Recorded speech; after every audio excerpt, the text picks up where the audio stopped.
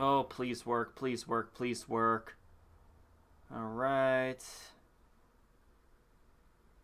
Everything's live. It's loading. It's loading. Alright.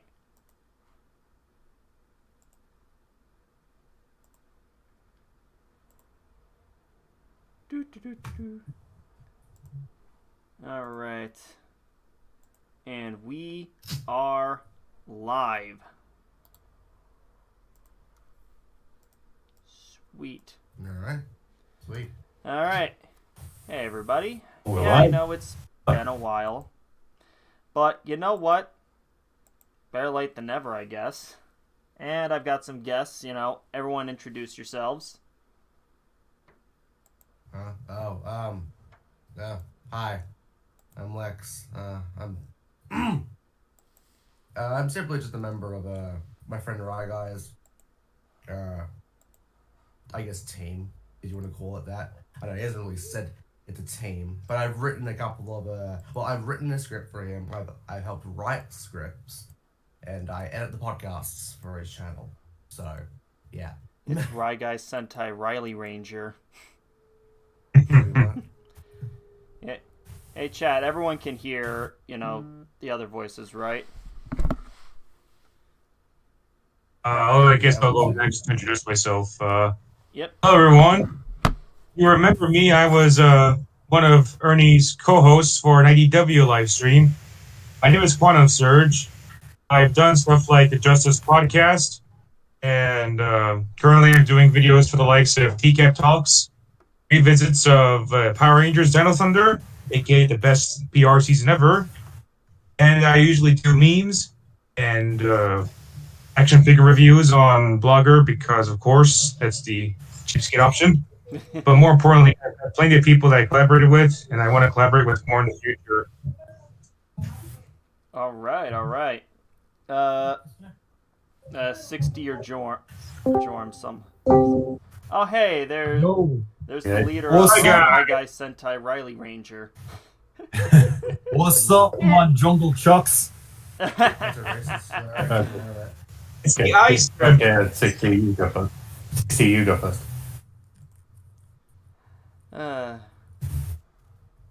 Okay. Hello? Yeah, we can hear you. Yeah, I can hear you. I hear you. We can hear you. You have nothing? Is he? Sorry, guys. I'll be right. No problem, no problem. It's fine. Okay, I guess I'll the slot then. Okay. Hi, I'm Jorm. I've actually appeared on Illiniguy34's channel on a live stream a few years back. Oh.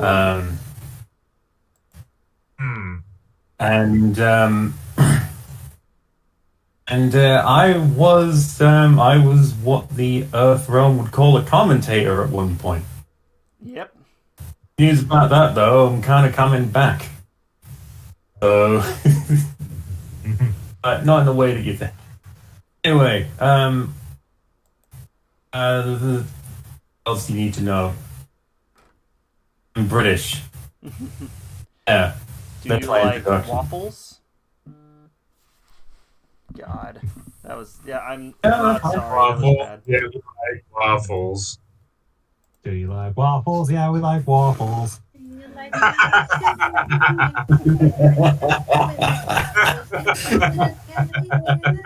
waffles? God, I feel so old mentioning that. Yeah. Now, where's my veterans card? YouTube veteran start, please. Yes, I would very much like that. Yeah. Oh boy. Okay, Is that everyone? whose introduction's next? Me? Okay. Alright, 60.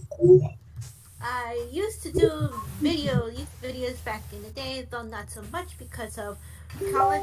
And right now I am doing some finishing up my work to finish the finals for graduation, which will be in next month, and in early June. Nice. And, yep. I also really like to draw, which I have to put that on hold because, again, homework.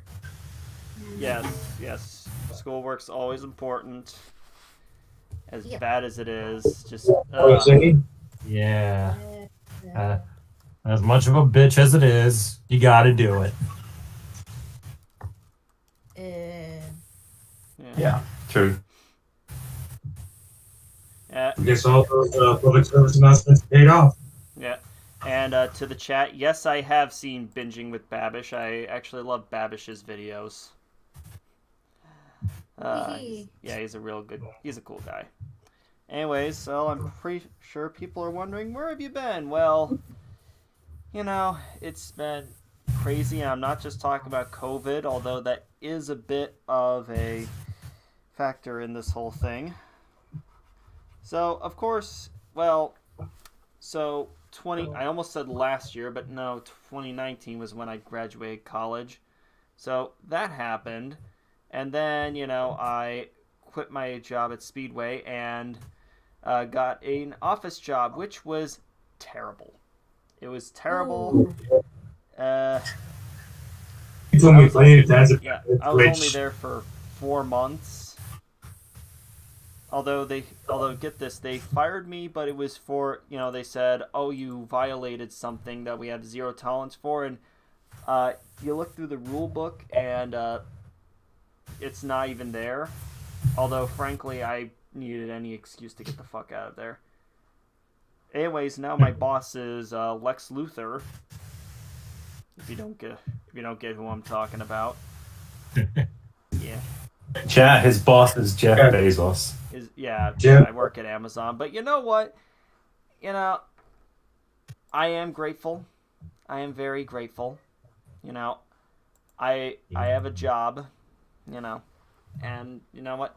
It's not fun to, be on government benefits, especially when you can do something. Because sitting around, it gets boring. It gets very boring.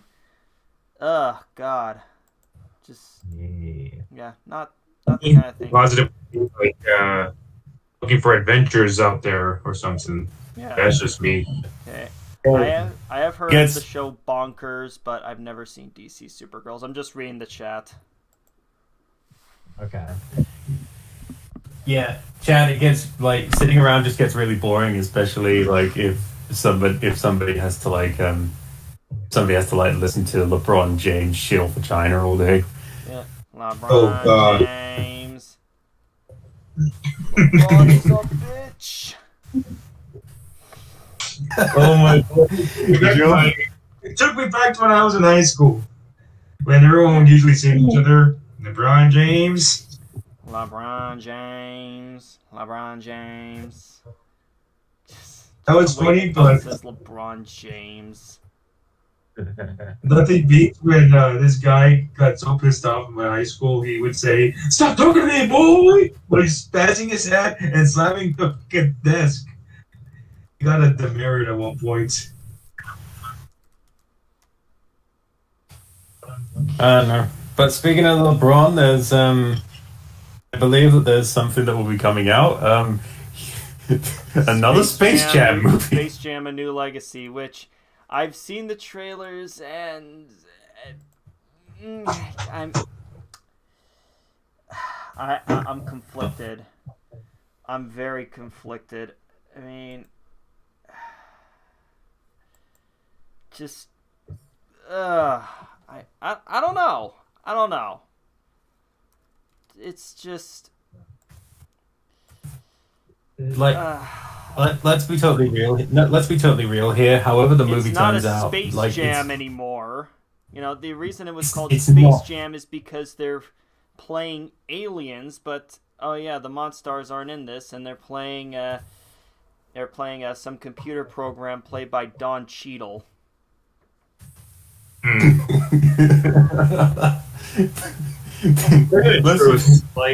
Maybe they mean cyberspace. Cyberspace Jam. And then instead of and then they played the Goon Squad, which is monstrous versions of, well, I guess, much like how the Monstars were monstrous alien versions of NBA players, the Goon Squad is more monstrous or supervillain-like versions of NBA players and a WNBA player, but no one gives a shit about the WNBA. Am I right? I think a more appropriate title. I think a more appropriate title for the movie would be Into the War Machine. Yeah. Licensing rate. I think a more appropriate title for the movie should be like, it should be called Space Jam. It exists. Yeah, exactly. Yep. This is a thing. Watch it. Yeah. Right. Like Here's my like the whole thing with Lola, I could care less how big her boobs are. Okay, I don't care. I don't. But You're not a furry. You're not a furry. yeah, exactly. But it's just like a lot of the other things. I'm struggling, and seeing all these other WB characters, it's like, is this Space Jam or Ready Player One? And I refuse to even to this day to watch Ready Player One. Well, I'm not gonna say the reason. Everyone that's in the Discord call right now knows why, but I refuse to watch Ready Player One. I really just God.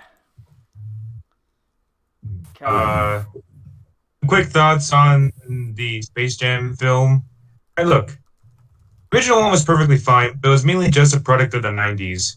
It's one of those films you definitely enjoy for its cult following and the fact that so many people are attached to it.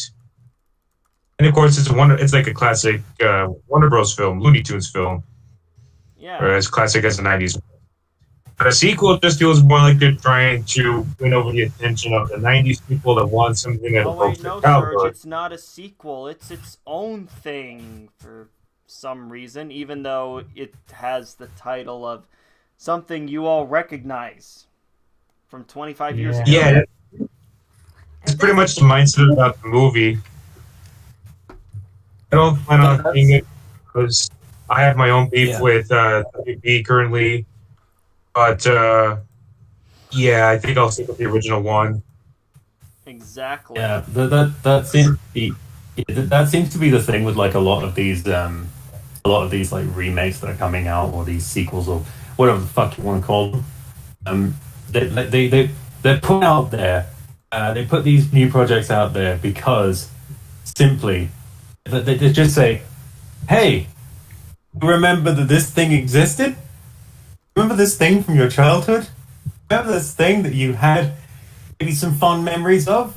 Well, here's another one. So give us your cash." Yeah, It's like- exactly. It's like that's the reason I don't really watch a whole lot of like those Disney live action remakes. Oh God, not those. Oh. Oh, my God. Yeah. I remember 2 years ago when the Aladdin one was coming out, like my mom was like, "Hey, you want to go see Aladdin?" I'm like, "No, I have it on fucking VHS, or I can just watch it on Disney Plus when it comes." I still haven't Exactly. watched a single one of those movies, just on sheer principle that I think these movies are just They're cash grabs. That's all they are. Well, they're cash just grabs. They just symbolize lazy profit to me, and I can't get into these movies. Like even if my girlfriend will constantly talk about how she loves the Cinderella remake, I can't. I don't want to watch these fucking movies. The Like Cinderella remake's one of the better ones, but that doesn't say much. I remember One mention DLC. I remember 5 years ago, like my ex-girlfriend, we sat down and watched the Jungle Book remake. Oh no. Yeah, that guy. No. Nah, wasn't all that great. The only No, it's not. I'd say the only part that kind of the only part that got me interested in a more so like what the fuck, it was the fact that the ape, I forget his name, was voiced by Christopher Walken. King King Louis. Louis? Yeah. King Louis. King Louis, yeah, that's it. Ooby doo. I want to be just like you. Like I the am, only, uh, I only saw two Disney live action remakes in the theaters was the Cinderella remake and the Lion King. The only reason Why I the had to Lion see it King? only because my mom wanted all of us to see it, and I could not help but laugh at seeing Yeah. Mufasa's. That's Oh fun to no! see. Falling. Yeah. Hi, babe. She's in here. Chirp's in here. Hi, Chirp. I Hello. smell the chirp. No. I smell a Canadian. You mean yourself? Yeah. Hey. I'm just getting a pond. Now there are two of them. Now this call is two Canadians. Well, one Well, is becoming I'll go- American tomorrow, I'll- so I'll go. Ooh. I'll go unofficially. get my jersey and the maple syrup. God. So speaking of the Lion King remake, like the Oh. only thing that got me interested was James Earl Jones returning to voice Mufasa. Yeah. But even And- then, My God. Like I know the dude is like 90 in his 90s, 88. but Jesus, did he really phone it in? it's like, just because he could do it when he was 63 doesn't mean he can still do the same thing at 88. Wow. Yeah. One of the things about the movie that just also makes me bitter is just the fact that, due to the fact that it's animated, it's photorealistic animation, but it's animation. It's officially the highest grossing animated film of all time, and I hate that. Yeah, I fucking it's- hate that. You know what the most laughable part of the Lion King one is when, Scar goes to Mufasa, long live the king. In the original, he's got, he digs his claws into Mufasa's claws and then, says, long live the king, and throws him off. And then the Yeah. remake, because it's more realistic, they have to act Oh, like bitch cats. Scar bitch slaps him. slaps him and he falls. Yeah, he bitch slaps him. It's the No, stupidest no, thing. no, It's the No, stupidest no, my favorite thing. part. Please. My favorite part Let me about that. see. My favorite part. Sorry. My favorite part about that scene is just when they cut to like Simba screaming, and because in, Oh my in God. the remake they can't express anything. It's just more like you don't see the shock like you do in the original. No, in because the he's original going. movie, well, my Don't mind also see went the- to doll surprise! Ha!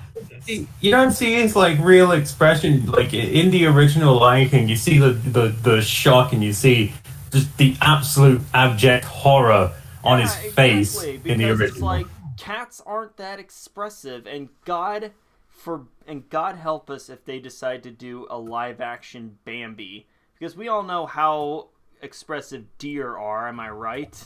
Am I right? Two The worst part faces. about it, I saw And shot. photos. Yeah, the worst part about it is I saw photos of lions expressing, and they do express. So there's literally no excuse. Yeah, Jesus Christ. yeah, and Tell you the truth. You think adding in the Tourette's guy dialogue in that Lion King scene would fix it or not? No, I Couldn't even. actually looked up. I actually tried looking that up, and like even, admittedly made the clip a little more better, but didn't really save it.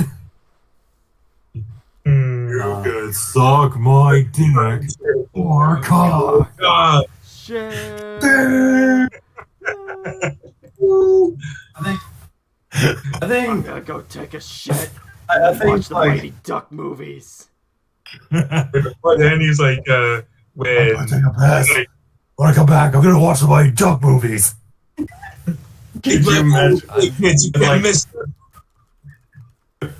Guys, I'm just gonna put this out there. Could you imagine them could you imagine them actually trying to do like the a live action remake of like Snow White? No. Don't do it to the first animated movie. I mean, I'm someone who doesn't give two single shits about the original Snow White, and even I think this is a bad idea. I mean, Well, they're probably gonna maybe have it- the scene where they're gonna make Snow White say, like, probably say to the prince, "But don't kiss me without my consent," or something. That That's probably they're gonna split that and it's gonna be like I probably would do just that. gonna be like she's just gonna be like, were you about to kiss me without my consent? Yes. That was a fun way What are to you gonna wake do up. about it? Me too, yeah. Yeah, although That's She, like, then, how like the hell is she he would just supposed to say it break like the she's curse? yeah, she was like she oh oh, you're gonna break the curse that was a you're gonna break my curse? Now I'm gonna me too your ass. No, The only way to improve Snow White truly is if you develop the prince, because think about it, what does he do? he's a pretty boy. He has like Exactly, that's all he two does. scenes in the, he has The two face. scenes in the movie. I mean, to be Yeah. to be perfectly honest, I don't think Snow White would be the worst choice to remake. In all honesty, because it is technically by all means the oldest, and Oh yes. And yet they've decided to do the 90s movies before doing Snow White, ironically. yeah, Oh, though, no, like- Or Pinocchio. No, I do agree. I do agree that it wouldn't be the worst choice. However, like that particular scene that I just described, like I think the reaction though would be kind of funny. I can't help but Um, think that they would try to yeah. make the evil queen sympathetic. Like, they've already done that with Maleficent. They're trying to do it with Cruella de Vil. Like, yeah, make a sympathetic character about someone that skins puppies. That's exactly what I want. That's the kind of thing Bravo, people are gonna Disney. say. Bravo. The odds. Like I saw that trailer and I thought to myself, you can't like She's you unlikable. can't make Cruella. She's incredibly unlikable. You can't make Cruella de Vil can't make Cruella de Vil sympathetic. She is genuinely an unlikable piece of shit.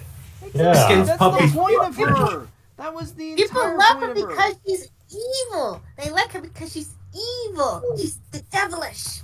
Yeah, It's it's in like the name. It's in her fucking name. And she was there's even a fucking song about her. Yeah, that's a song that I still memorize even as a kid. Cruella de Vil, Cruella de Vil. Yeah. It's just Kind like I get wanting to do it in different interpretation. puppies for I get wanting love. to do it. I get wanting to do a different interpretation of a character, but fucking hell, this ain't it, Chief. It's like no. Even better. Cruella de Vil's not a bad person. She's just really passionate about fashion. Oh god. I'm mean, they already butchered if Gaston. So. Yeah, that's that's true. a bit of a Kamen Rider X8 reference on my end. So Yeah, I know.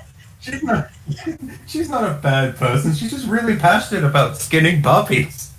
It's like with Gaston, he's not a bad guy. He's just got PTSD from the war. That's why he wants to go kill the beast because, I don't know, he gets bloody flashbacks to killing people in the war. That's Hooray. not an excuse. I didn't He's realize not- the war had them fucking Sounds slaughtered like- beasts. It's like saying, "Oh, the Joker isn't a bad guy. He just kills people." It's like, it's like saying, "Oh, the Joker isn't a bad guy. He just kills people because he thinks it's funny. He just wants to make people laugh." Well, why wouldn't you find that funny? Yeah. Live in a society. I mean, he has a laughing condition. Yeah. Oh god, someone brought up Judge Frollo. Oh, no. Want to fill me in on that? You know, the bad guy from Hunchback. Hunchback. What's the name? Yeah, Hunchback of Notre Dame. Yeah. Yeah. He He's wasn't not a bad bad. person. He He's just a really wanted. rapist. He just really wanted to impregnate Esmeralda. That's all. Yeah, God. it's like, imagine trying to make a sympathetic character out of a rapist. Which Oh my God. That's Twitter. You know what? You know what? Like, I think that would be great. How about like you just see like this trailer just appears one day for like a Disney Plus original, and it's called, Holy picture. and at the end of it, it's just called Frollo. Oh, Oh, dear Christ. No. Oh, dear miniseries. Christ. No, we Yeah, don't. he just wants to spread the word of God, and the gypsies refuse to listen to him, so that's why he he doesn't kidnap them. He just takes them to the courthouse and he judges them. Some of them don't come back, but you know, he's doing God's work. Totally not a bad guy. Frollo, I get Frollo. Have you ever thought about like, I don't know, maybe just like asking her nicely? Hey, you know, you seem like an interesting person. Do you wanna do you wanna get a drink sometime? But no, he has to be like, nah. She won't accept the word of, she won't listen to the word of God. This has been a certified Judge Frollo moment. Exactly. Just, you know, I blame But- Steven Universe for sympathetic villains, man. Oh, that name. You want to talk I about a mean, show that I- went downhill? I mean, to be perfectly honest, like, when it comes to the whole Steven Universe thing and the sympathetic villains, it's kind of fucking hilarious because you gotta remember that the kind of people that are obsessed with it the most are the kind of people that will not forgive you for saying the N-word 10 years ago. I know. I know, it's the most unforgiving people that love this show and, you know, oh my god, they made up. And it's like, okay, can you do that in real life? No. What's the point? To be perfectly fair, I don't really... Yeah, like a lot of the people who watch like a lot of people who watch like Steven Universe. A lot of people who watch like Steven Universe are mainly just a bunch of lily orchards. That Oh name. god. Remind me of that name. Oh. I noticed a trend in like at least animation on TV in the West of like, because this happened in Friendship is Magic as well. Happened in Steven Universe. I think it happened in Star. I could be wrong. Yes. But Yes, it did but I happen in noticed Star. I noticed a trend of TV shows, like specifically cartoons, that try to have a moment where you forgive the villain.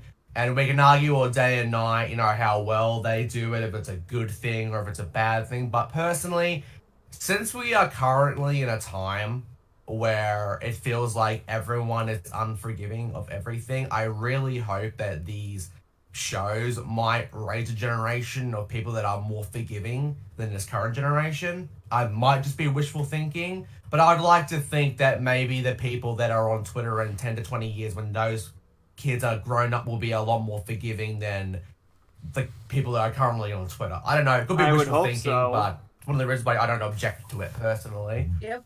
I'm more scared of those things becoming these pearl-clutching, fear-mongering parents that the religious parents were back in the 80s and 90s. Yeah.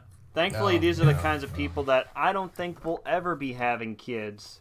Oh, but they'll Yeah. keep, you know, trying to claim that they are child experts. Yeah, the funny thing about these people is that they're the kind in the like 80s and 90s, the sort of like these overly religious parents who like are so overprotective of their children that they don't want them watching things that they consider to be like, you know, too violent and too gruesome. Like in the 2010s, like, you know, with the for lack of a better term, woke crowd, it's like they've become one and the same thing. They have. They're basically the new overly religious parents. Well, yeah. I mean, Sargon made a video about it like years ago that the regressive left are they're basically the religious right, and he was correct. Yeah. Exactly. Pretty much they become the thing that they went against. Yeah, and so what's so strange to me is that the sort of like this reasonable criticism toward like fictional works hasn't changed. The only thing really that's changed is who's doing it. Yeah. And the funny thing is that when you look at people like I'll give you an example. Back in the day, it was usually like people like Jack Thompson who would say like video games are violent and they'll like cause kids to go on killing sprees. Now, and then back then people would laugh at him saying, "Well, it's a fucking video game. Like it's ridiculous. Like you can't. There's no correlation between real world violence and video games." Exactly. And now, fast forward to about 10 years later, you got these people who would have laughed at Jack Thompson, basically making the same argument. But they're going around and saying like, "Oh well, these depictions of like, say, women or something in like video games, or it's sexist, it's degrading, or if you display women in such a manner, they're going to be treated like sex objects or something." It's the same argument, and it was dumb then, and it's dumb now. It just sort of reminds me of like a conversation I had with myself, because I usually do when I get into the shower. Because because for some reason I started thinking about like the Bechdel test, I think it is, you know, that stupid fucking feminist thing where apparently good female writing just means that you don't have a scene in a movie where two women are together discussing and they don't talk about a man. Really? Yeah, like well, yeah, but the Bechdel test is just like basically if you don't have a scene in the movie where two women are alone together and they talk about a man, and that's bad. That's not feminist apparently. And this has been around forever apparently. I remember first seeing it back on Tumblr back in 2014 when I was a Tumblr addict. But yeah. Well, yeah, but that's in the past. Is this Sex in the City? Like, kid you not? You just described almost every scene in Sex in the City. Okay, well, yeah. Oh, yeah. People try to use like words to make themselves sound smarter. You just described every scene in almost every harem anime ever. Yeah. Well, yeah. Yeah, to be fair, like I'm just trying to understand like what's bad about it, and like I was trying to think of a time like what was there this period of time where there was like an epidemic of like movies and TV where women characters were only allowed to talk about how much they wanted to marry a man or bang a man or whatever. Maybe like, in the 50s I'm legitimately or the 60s, trying to think because. You know, that was ages ago. Yeah, it's hard to say. I can't even confidently say that because like I've seen, you know, I don't have like a wide catalog of movies from like the 30s, 40s, and 50s that I've seen, but from the snippets I've seen, because my mum loves to watch like classic black and white movies, and I see these scenes with women and like they talk about other things and just they talk about their lives, they talk about their work, you know, what work women could do back then, all, you know, all that kind of stuff. Yeah. Okay. It's so I don't even really know. Yeah. The Bechdel test is, I think it's as stupid as basically saying, well, you know, if you have a scene, where two men just like talking about some woman they like, that's bad. That's not for men's rights. Yeah, well, you know these kind of fucking people, like they always have exemption from everything. Like we can make any argument we want, and you can't because we're the special class that needs the special privileges, and you always had special privileges, so your argument is invalid. Yeah. You know, it always boils down to that. Like you're privileged. Yeah, which means nothing. Yeah. And my response to that is basically, like, dude, shut the fuck up. All you are is a crybaby. Exactly. All you are You're a bully who goes crying to the teacher Exactly. Yeah. to get him smacked once. I hate that back in elementary school. And like the difference is that sort of criteria and what we get nowadays is a lot of people, like I said earlier, try to use big words to make themselves sound smart. Mhm. But Yeah. it seems understandable to the average person. No. No, the average person doesn't give a shit.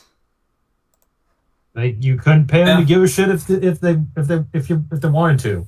Exactly. That's You couldn't pay them a fucking Jeff Bezos wage to give a shit. Exactly. Like, Yeah. Mm. No, But-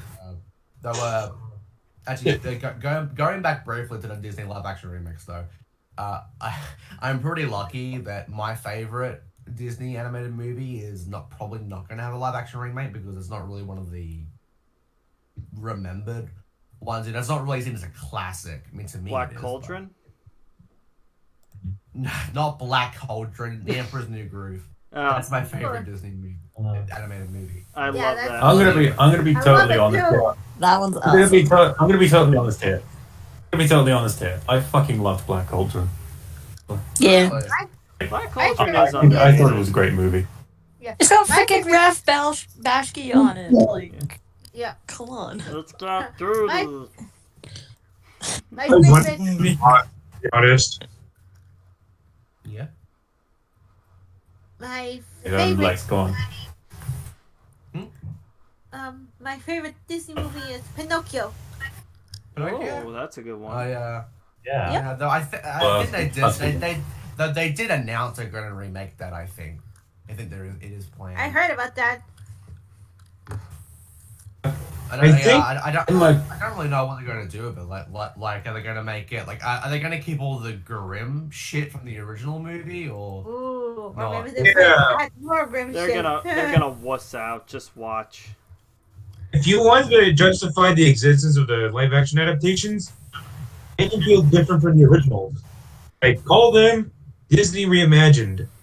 And make Yeah. these for, like, a new label, new audience, new perspective. You don't have to make them exactly like the originals. But, of course, they did to catch in on nostalgia because, of course. Big. It's the big. I mean, if they water I was down like- Pinocchio, then that'll be sad because like one of the biggest things about Pinocchio is how grim it is, especially the fucking book. The book was downright sadistic. Yeah, exactly. Uh-huh. Yeah, and, I you know, read you that got in the kids sixth turning grade. into donkeys. Yeah, That's and good. other fucking things in the Oh, in the. What do I look like in the to you? book. A jackass? Yeah. I read the book when I was I know. in the 6th grade. Oh God, that must have been an Oh, experience. God. Although I don't remember. All I remember seeing the pictures. Oh, of course. Like, It was really weird. I was like, have you ever like, have anyone else that like, has anyone like actually read like the actual book like Pinocchio? It's like reading an H.G. Wells novel. Yep. Quite fucked up. Yeah. Yeah. Like, oh, I really don't want to think about it. Yeah. It's like I'm having Vietnam flashbacks about it right now. No Oh, kidding. God. Ain't pleasant, you can tell. But it's, you know what's funny? I always hear people say things like, Disney movies are generally like for kids, and I'm like, So you ever watched Bambi? Yeah. Yeah. like, Have for you crying out loud, just God. Like, Her mom gets fucking shot at the beginning of the movie. Bambi's mom Well, gets shot, and then next thing you know, Jesus. oh, it's flowers, it's nice, it's happy and cheery stuff. La, la, la, And then he meets Thumper and Flower. Hi, my name's Thumper.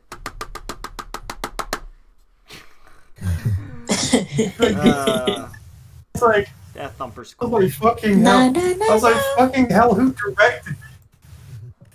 For a moment, I was like, fucking hell, who directed this? Get on a butchie?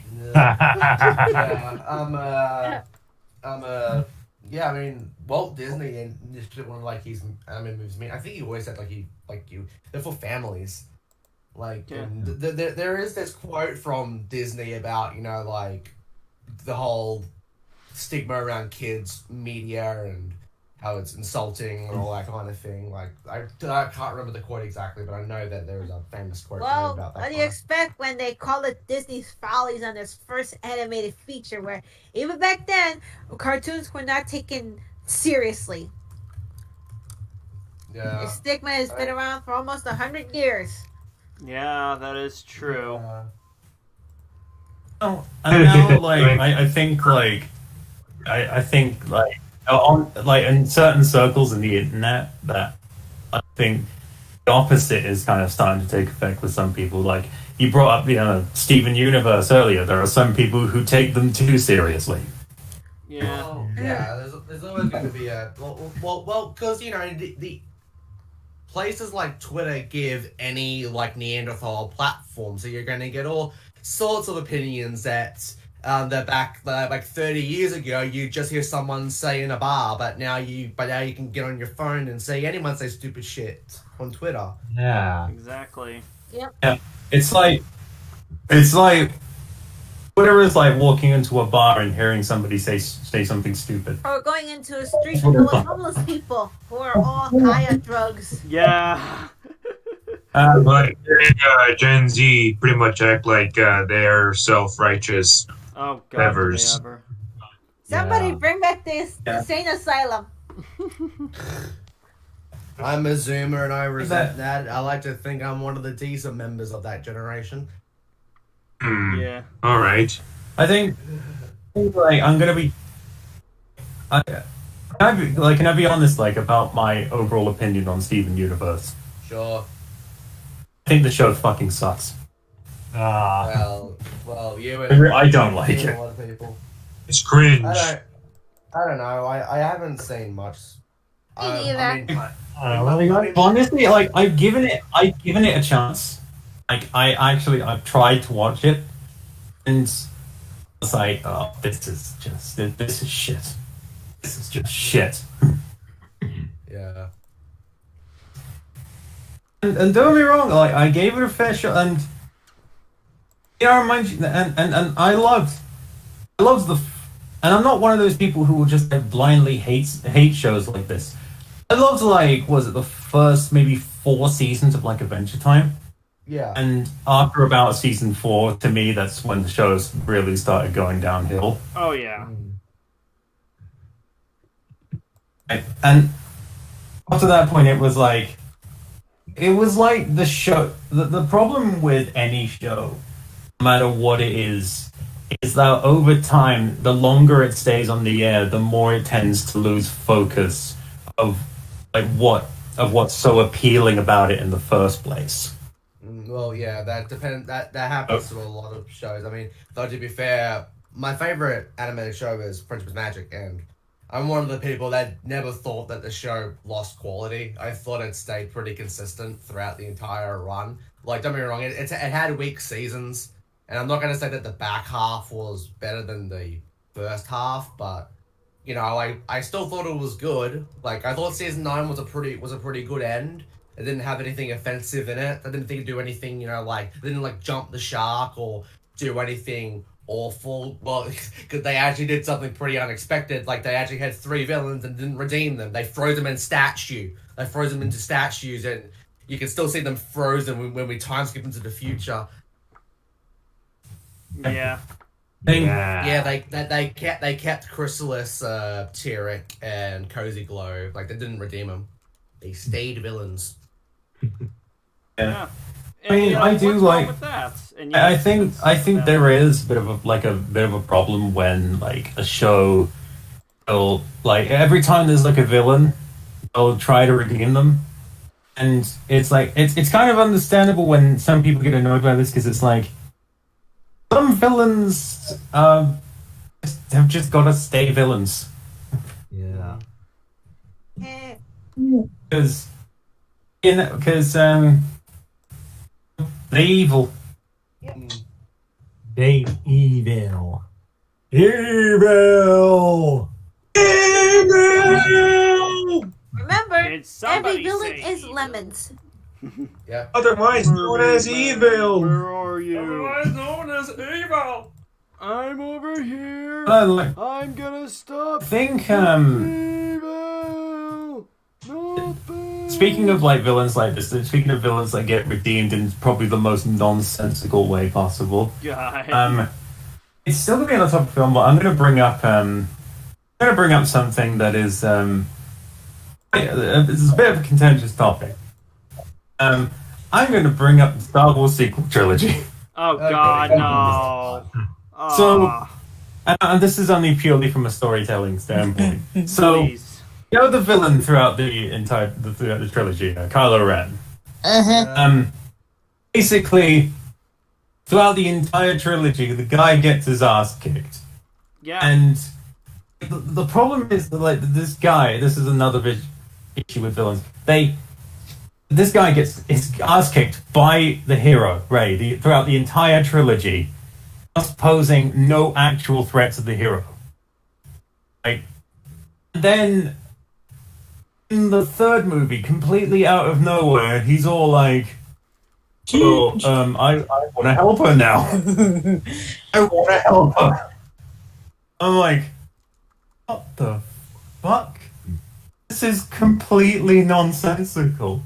And you're Right. telling me I never got redeemed and I go around kicking a man's ass all day. You will Yeah. be stopped, Skeletor. I feel like something is missing for that scene. Like, maybe he could have talked with Anakin Skywalker as Force Ghost. As a way to encourage him to join the light once again. Trying to realize that Anakin did change and so can he. But what do I know? If I see anything like that, I'm going to be considered a hater and whatever terms they come up with against it. You're a dumb blind cheater. Ugh. God. Say something about like even if the people will call you that, just say it because like at the end of the day, that kind of thing resonates with people. People, you just say like the transition that Kylo Ren made from being a villain to being a hero was completely abrupt and nonsensical. There was no actual transition. It didn't say like, oh well, maybe he as you said, Anakin's Force Ghost. He could have like talked to Anakin's Force Ghost or something and say, I was brought back to the light. Brought back to the light by my son. Forced villain Please redemption. don't make the same mistake that I did. Forced villain You can redemption. change. A forced villain redemption. Where have I seen this before? Oh yeah. Oh God, yeah. Fuck, Commoner Ghost. yeah, fucking Adele. God. Just like the guy goes whining about how like he wants to remake the world because his world would be so much better than yours. And why does he want to do this? I have no fucking clue. But Takaru forgave him despite the fact that he killed his father, which by the way comes right the fuck out of nowhere. That was Yeah. It was basically just an unnecessary connection between. It was just to make an unnecessary connection between Takaru and Adele, and it didn't really have to be one. It wasn't necessary. Yeah, But- it's just like What's so funny to me is what's really funny to me is that if they were going to redeem somebody like Kylo, which is a perfect thing. Basically, what happens in the Force Awakens, which is the first movie of the sequel trilogy, is like Han Solo, guy with Kylo Ren's father. He just comes to him and he says, "Hey, son, come back to the light and all that." And then all of a sudden, Kylo Ren's like, and fuck you, bitch, and then just kills him. God. Just kills him. Yeah. My Ben. name is not Ben. I wasn't all terribly shocked when Han died, but most because like one motherfucker has to die in the start of each of the trilogy. In the original, it was Obi-Wan. In the prequels, it was Qui-Gon. In the sequel, it's Han Solo. One motherfucker has to die. One old motherfucker has to die. It's just the way these movies work. It's one of the I think the thing that really annoyed me was that can these motherfuckers like can you try and come up with something a bit new? Can we have something a little bit new here? What's that? We At gotta least just with the gotta prequel feed you the same shit. We gotta keep feeding. At least with the same prequel shit. trilogy, they're able to twist up some things when it comes to reinventing aspects of the original trilogy. So in a way, things were reversed. Like we got the Gungans in Phantom Menace at the beginning, Ewoks, Return of the Jedi at the end, and it's kind of clever in a way in retrospective. Whereas prequel trilogy, it's like, oh, and I reimagine everything. The nostalgia people. Yeah. And now with what is the it? thing is, like, Republic, they've got this is something like this is something I'll defend about the prequel trilogy, and there isn't a lot of things that you can defend about the sequel trilogy, but the core story I think is pretty good. Basically, is that it offered one thing that the sequel trilogy didn't. With Anakin, there was a transition from him for him to go to the dark side and become Darth Vader. Mm-hmm. With somebody like Kylo in the sequel trilogy, you don't even get that. You don't even get any semblance of a transition that could have, led him to the light. You know what I mean? Like, there was nothing. At least in the prequel trilogy, you got something of a transition. Yeah. Yep. Over the course of the entire trilogy, you see that every action that Anakin undertakes is another step towards the dark side. Exactly. And especially in episode 2, when he kills those Tusken Raiders. Yeah. That is him sort of tasting the dark side. Sort of like experiencing the dark side of the Force for the first time. He was shocked by what he did. And I didn't think about it at the time, but the more I thought about it, I was like, wow, that's actually a pretty smart piece of writing. Yeah. Yeah, that's how I pretty much saw the scene. Because, like, some can say that Anakin whining about Obi-Wan before he and Padme left was, I could agree with that, but, like, I definitely see the scene of Anakin's change in Tatooine as less of a joke, because, like, his mother was the only person that he had a huge attachment to because she cared for him. Yeah. And a very He had shitty nothing past. else. And the fact that she died without him being able to come back for her was stab in the heart, basically. Yeah. So, what am I trying to say with all this pish?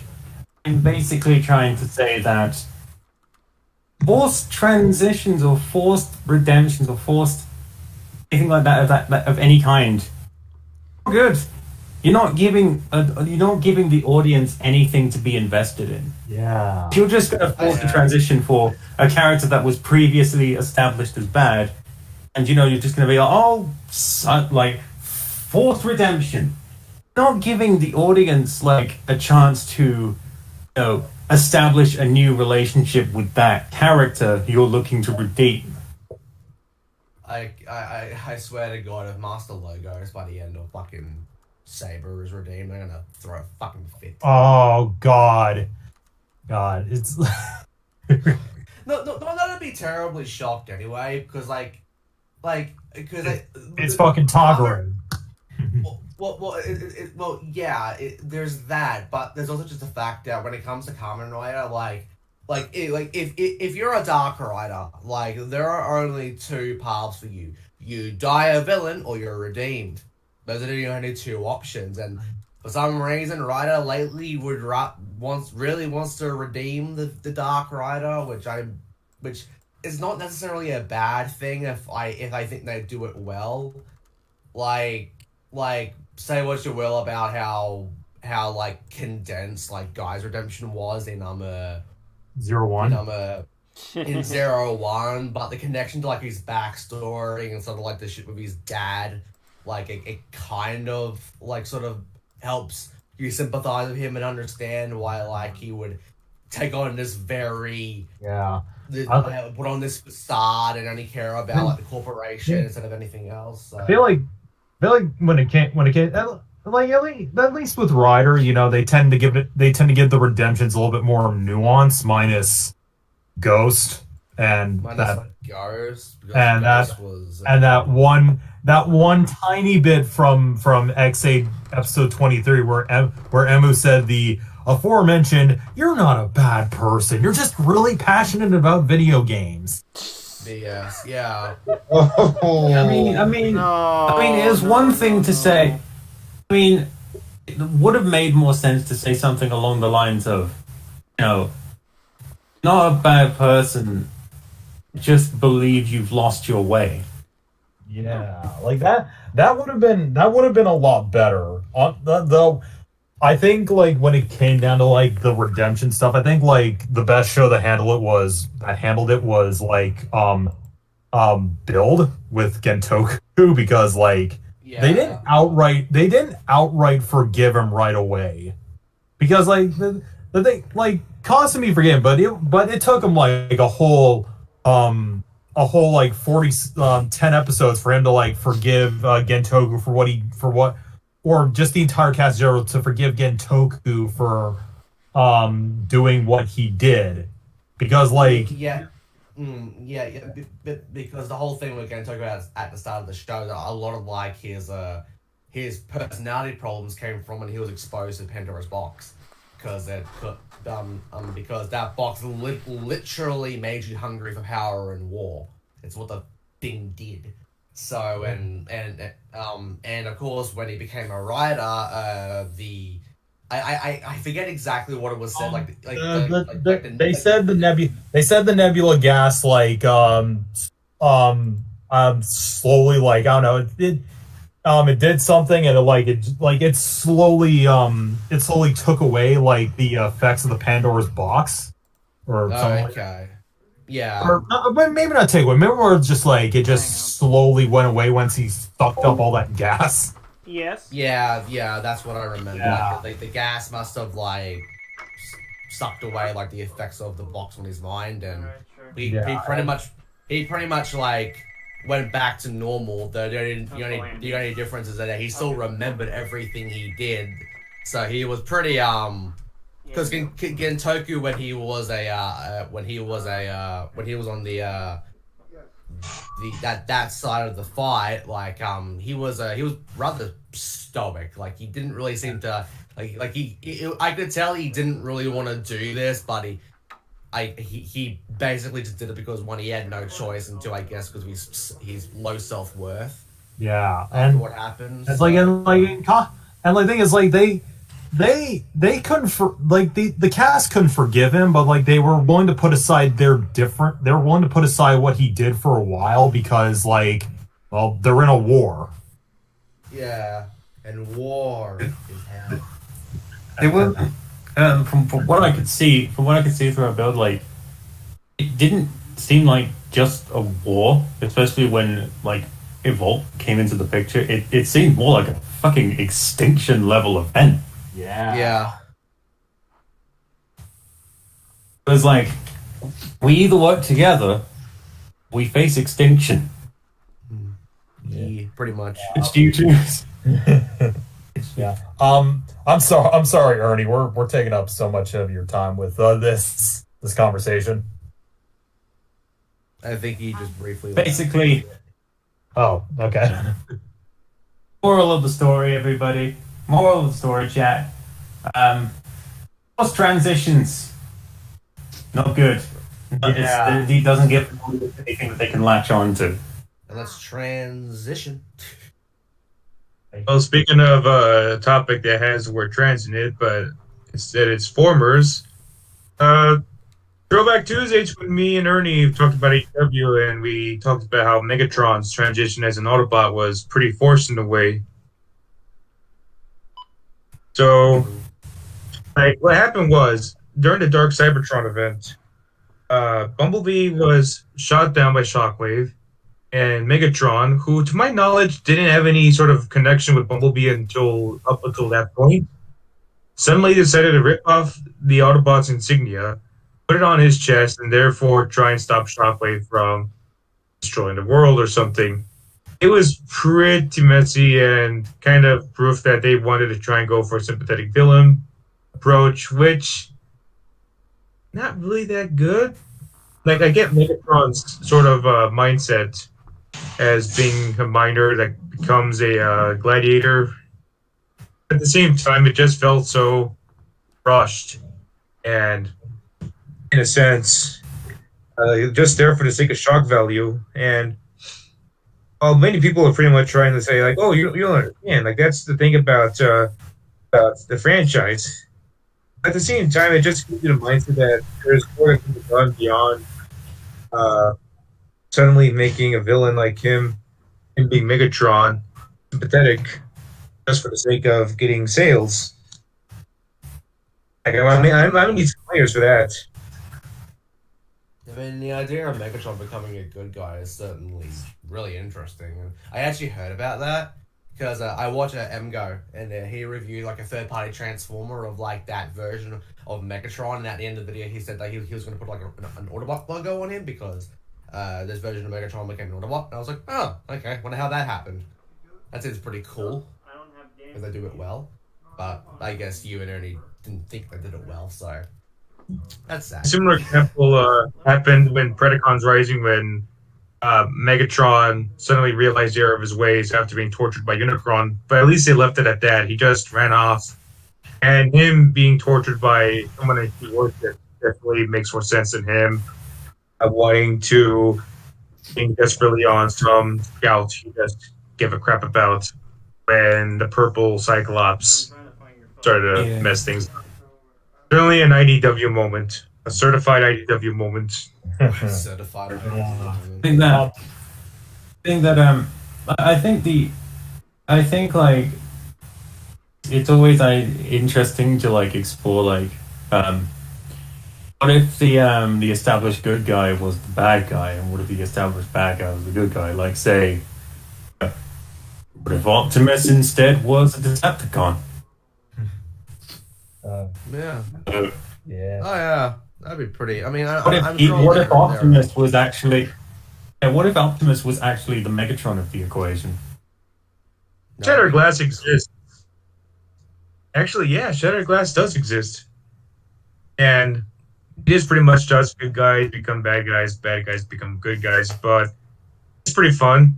And it does make me want to try and come up with my own Shattered Glass versions of other Transformers, like the Unicron trilogy, the movies, Cyberverse. Like, it's all about the imagination, and I love when I think about creative stuff like that. Yeah. I mean, I'll probably say this, like, when I was, probably when I was, like, half asleep this morning, like, I actually, like, thought of, like, I have my own idea of, like, a, if I for example, like, what if I rewrote the Star Wars sequel trilogy? A lot of people have thought about what they would do. Yeah. I have an idea of what I'd want to do. Where, like, every... I'm not going to talk about it here because I'm not going to talk about it here because, like, I'd probably be here for about 5 hours. Actually, the Star Wars video we made. I'm sorry, right? Actually, another example of like a forced sympathy, forced like another example of like a character like forced like a Sympathy. Forced sympathy. Forced sympathy. Why was I blanking on that? I don't know. I'm fucking retarded. Anyways, Poor Sympathy was in fucking Geo with White Waz. Oh, yeah, which is kind of hilarious. Yeah, because like because then he comes back in Gaze Majesty and suddenly he's all looping in the head and yeah, and then because like I remember because like his whole because like he's in the Blade tribute he almost dooms the world. Why? Because he didn't have any friends. Oh yeah, that. Wow. Why did you? Why were you so close to pressing the red button, good sir? I didn't have any friends. Yeah. The dumbest fucking reason to do for a villain to do anything ever. Like, oh, it's okay. We understood why you did what you did. I mean, you almost murdered everybody because, you didn't have any friends, but, we understand. By the way, I will be RB. I have to use the restroom. It's like this happens right in the episode where he dies too. It's like, is it possible for that character to create friends of his own? Maybe he could have with his stupid fucking like tablet. Because Serge, it's like for context, Serge, White Waz has this like little tablet where he can basically control what fucking happens if he just writes it down. Just like say I don't know Want a cheeseburger? Yeah, essentially it's essentially a fucking god modding book. That's like he say you see like a kid walking down the street and there's like a car that he dodges, and it's like he can just write down like say this kid gets hit by a car and like the kid would get hit by a car. It's like what does he have? The fucking death note? I've easily put in, I make friends. And he could have gone, everyone is his best friend in the world. Happy ending.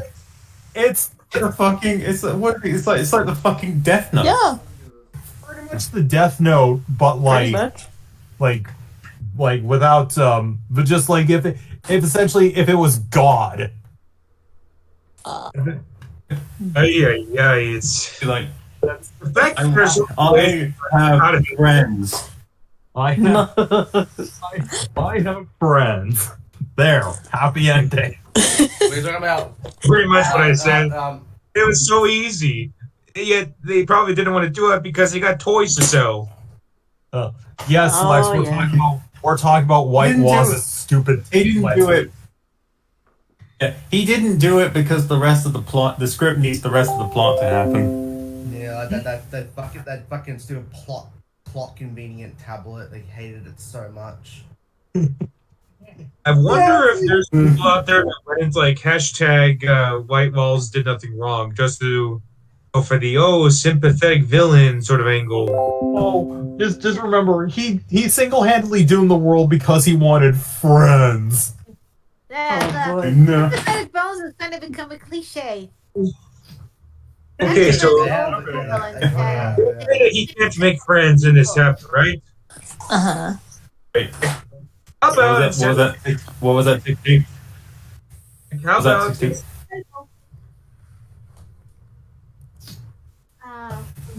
Sorry about that. Were you saying something, 16? Yeah, I was trying to say that the sympathetic villains are becoming a cliche. I prefer the villains that like to do things that are evil because they like being evil. That's motivation please. Yeah, pieces of shit. Yeah.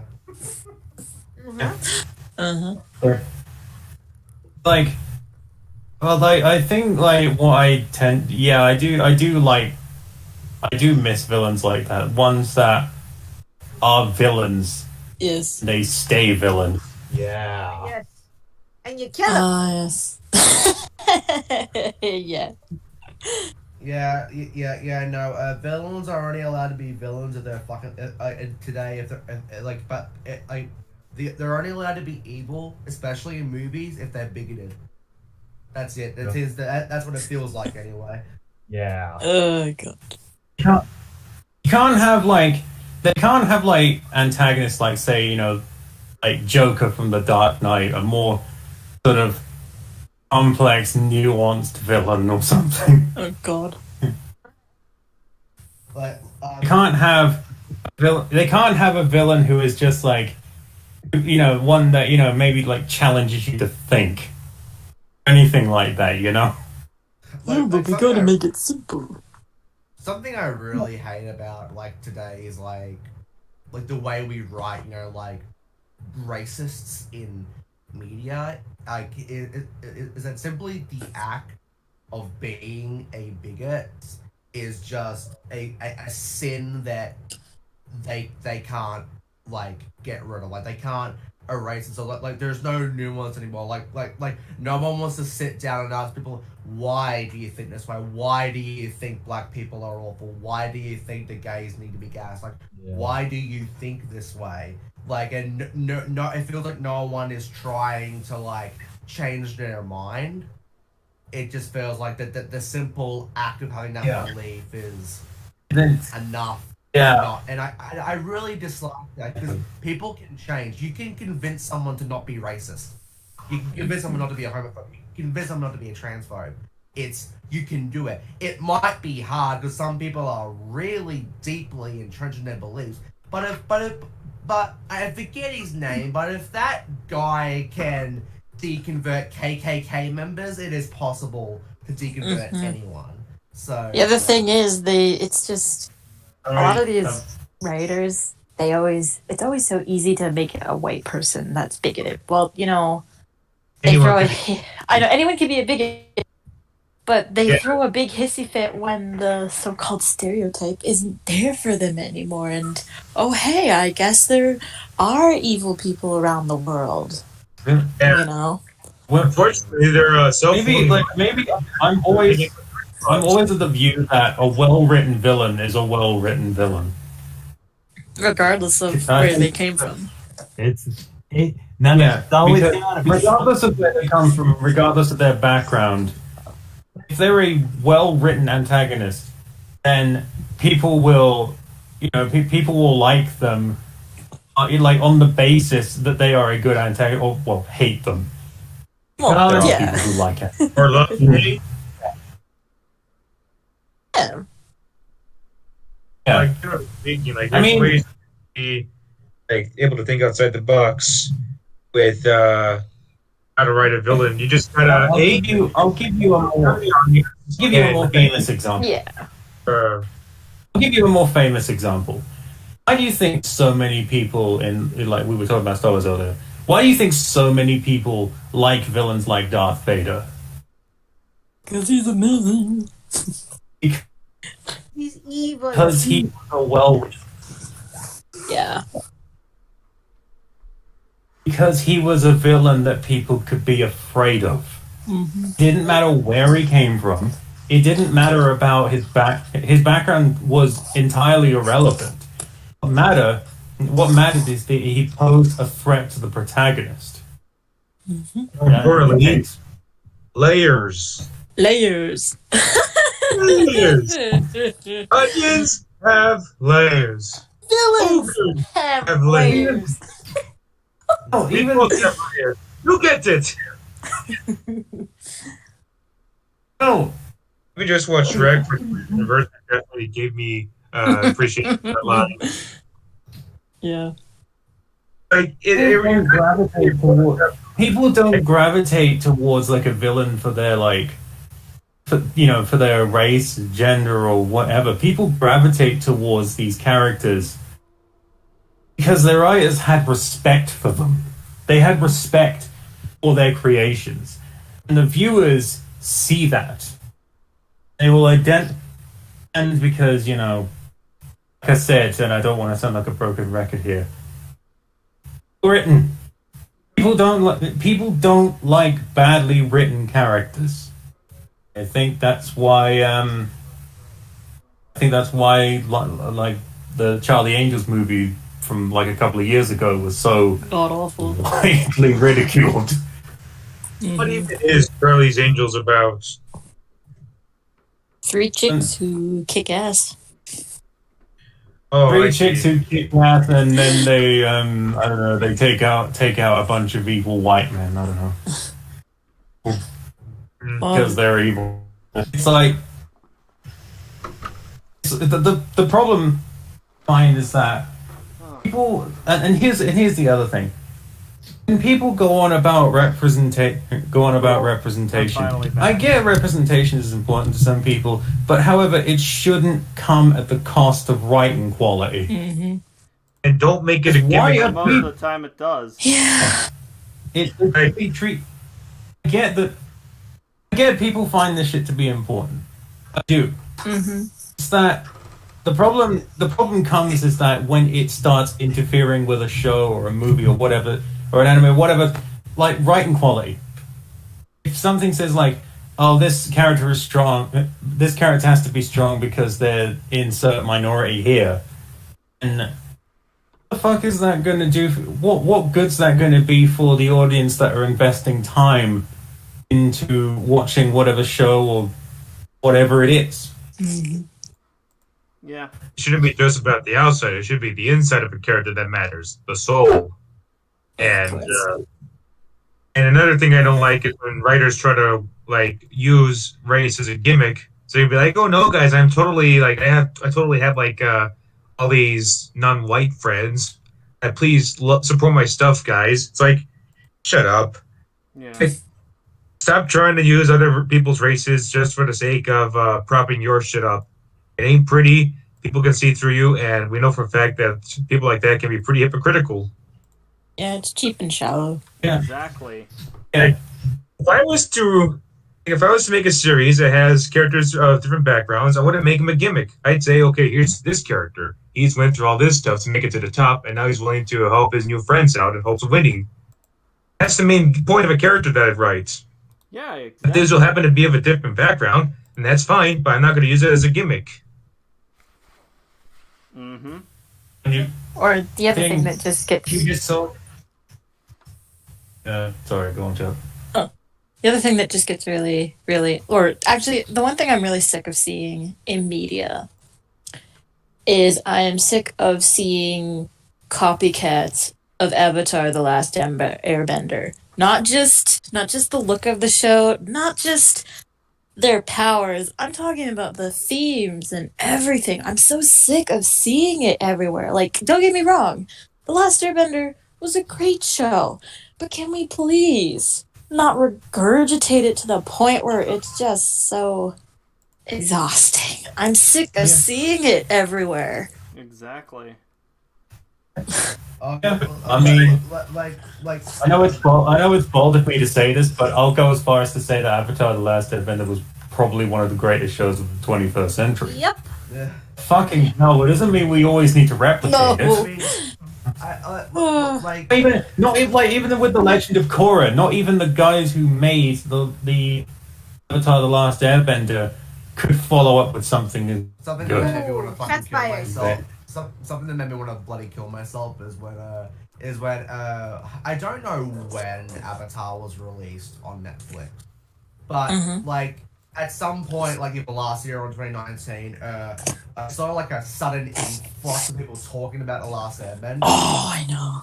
Yeah. Yeah, and the worst part, the worst part was that like it got so it not only did it go to the noise, but it also went into that part of Twitter where like Tumblr refugees are, and they started because you know how there are some Tumblr refugees that will like fucking list their Hogwarts house.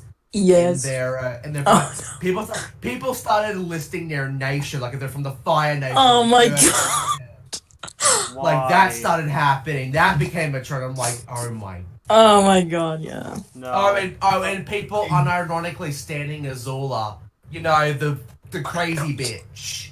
Yeah. Oh why my not? god. People with men in this world, like San Waluigi instead. He's a handsome beast. Hashtag Stan Waluigi. I agree. God, yeah. Luigi better than the Firebender. Nintendo, give me my fucking game out. Wah. I get liking Azula because, like, let's be honest, she was such a well done character. Yep. In terms of like, and she was one of those characters that you just love to hate. And she was terrifying. Every time she is on the screen, she is terrifying. She's a fearmonger. Mm-hmm. She adds tension to everything she touches. Exactly. Probably the wonder is why these crazy bitches on. Like, I honestly thought, like there were even times where I thought, instead of like Ozai, I thought she should have been the main villain. Yeah. Yeah. Honestly, I mean, I thought she should have been the main antagonist. Ozai is one-dimensional, but you know, it's excusable because you got all these other cast of great characters to balance it out. Mm-hmm. Yes. And hey, And I have a bit of a bias towards like liking Ozai because he's voiced by Mark Hamill. Yeah, that's what Well, I'm that too. point out. Yeah. That's what Sayus is voiced by Mark Hamill. Yeah, he does a great job. Yes. Whatever he does. Going back to the character that they were standing, you ever think of that one meme where you see someone watching a TV and they say, "I'm like that person"? Yeah. I think that would pretty much sums up the way people were standing that one Firebender on Twitter. You guys realize Azula is going to chop off your dick and eat you? Like, if you were to make her into an animal, she'd be a praying mantis. It's like when Star Wars nerds thirst over that, Sith babe, the one with the red skin. I see so many of those guys just thirst for her, and it's like, you guys realize that she's gonna kill you?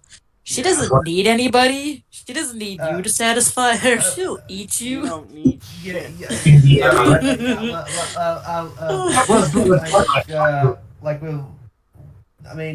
There was a like Resident Evil 8 recently came out, and I remember. Oh, like, I know. One of the pre-release things again was Lady Dimitrescu, and oh my god, Twitter was so fucking horny. Oh my god, yeah. Jesus Christ. So many thirst posts.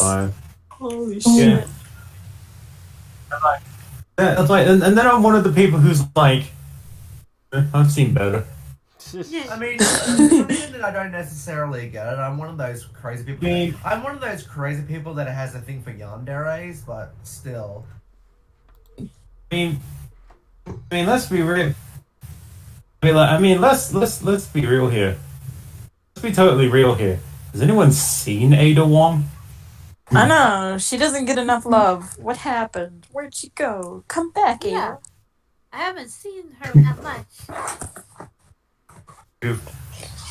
She did last appear in the Resident Evil 2 remake. Yeah.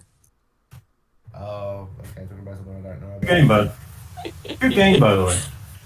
Yeah, I gotta get around to playing it. Alright, 30's back. Yeah. Yay! Hooray! But speaking of Netflix, this has always kind of bugged me for the last, I want to say 2 years. But, okay.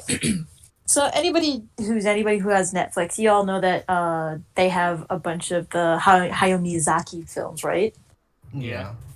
Well, I love them, but what the hell are they doing with the English dubs? Why are they making all these weird-ass changes to the original English dubs? Because they want to shit And on like, the original. yeah, I'll stuff. admit, I've watched them quite enough to notice these changes. Like, if somebody's clearly talking in one scene, why are they like just moving their lips and no sounds coming out in the newer dub?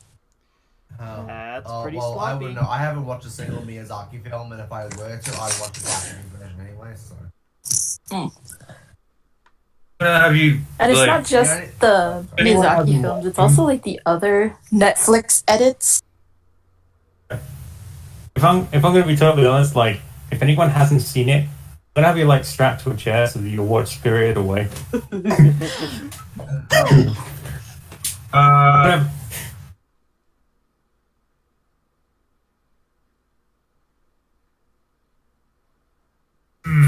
Great film.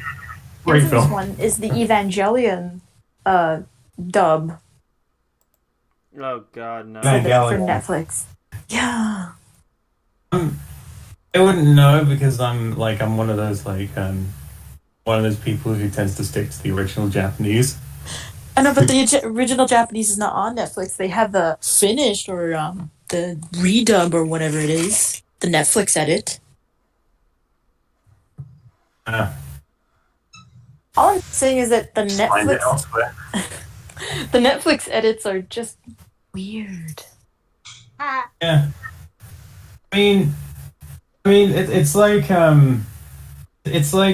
I'm a bit sketchy. Like, for example, if they were to bring, Ghost in the Shell standalone complex to Netflix, because I know they're gonna watch it. Oh yeah. It's just one of the things about the anime where I haven't heard good things about 2045. Oh no. Ugh. I'm just dreading watching it because I'm gonna be like, "What have you done to Mataka? What have you done to my baby? Did What have you done to I him?" feel violated. Yeah. It's, Standalone complex. standalone. Great fucking show, by the way. If I could, I'd strap each and every one of you to a chair so you watch it. Oh God. Great. good luck with that. Be like, seriously, no, we're watching Standalone Complex. Even Just pull Hell, a right. robot chicken. yeah, just hell, I'd even just say you know what, we're also gonna watch the original 1995 movie. Actually, the original Ghost in the Shell. What about the Scarlett Johansson one? We're not watching that shit.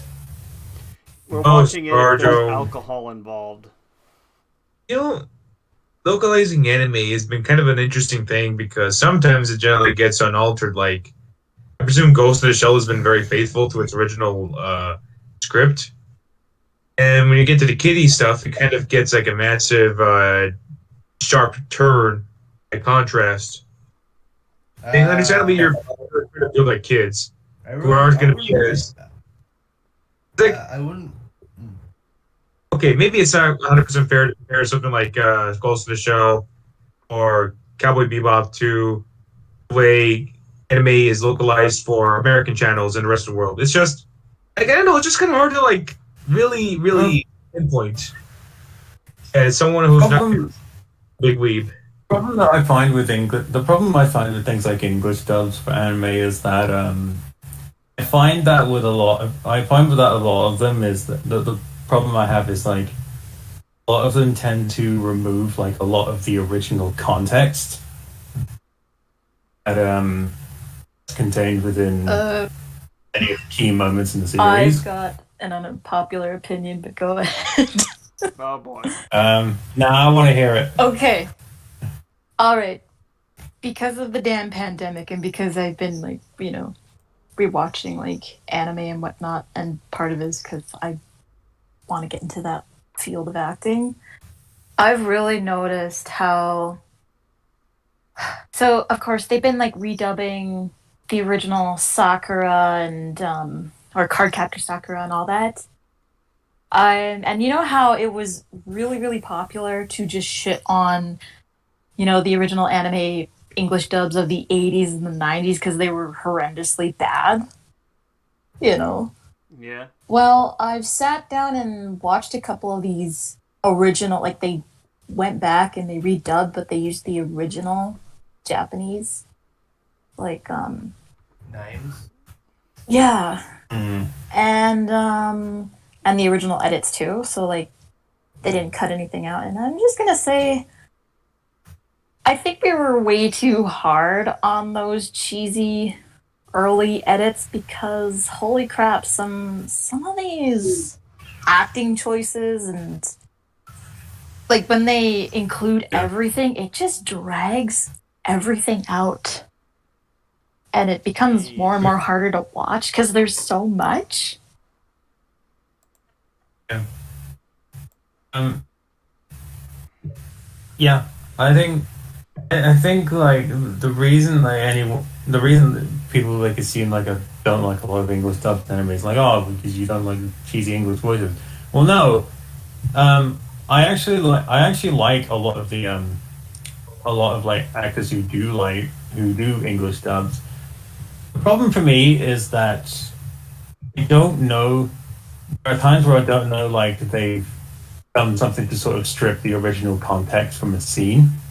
Because And when you look at anime Mhm. and you compare the English dub to the original Japanese, a lot of the context is almost kind of completely different.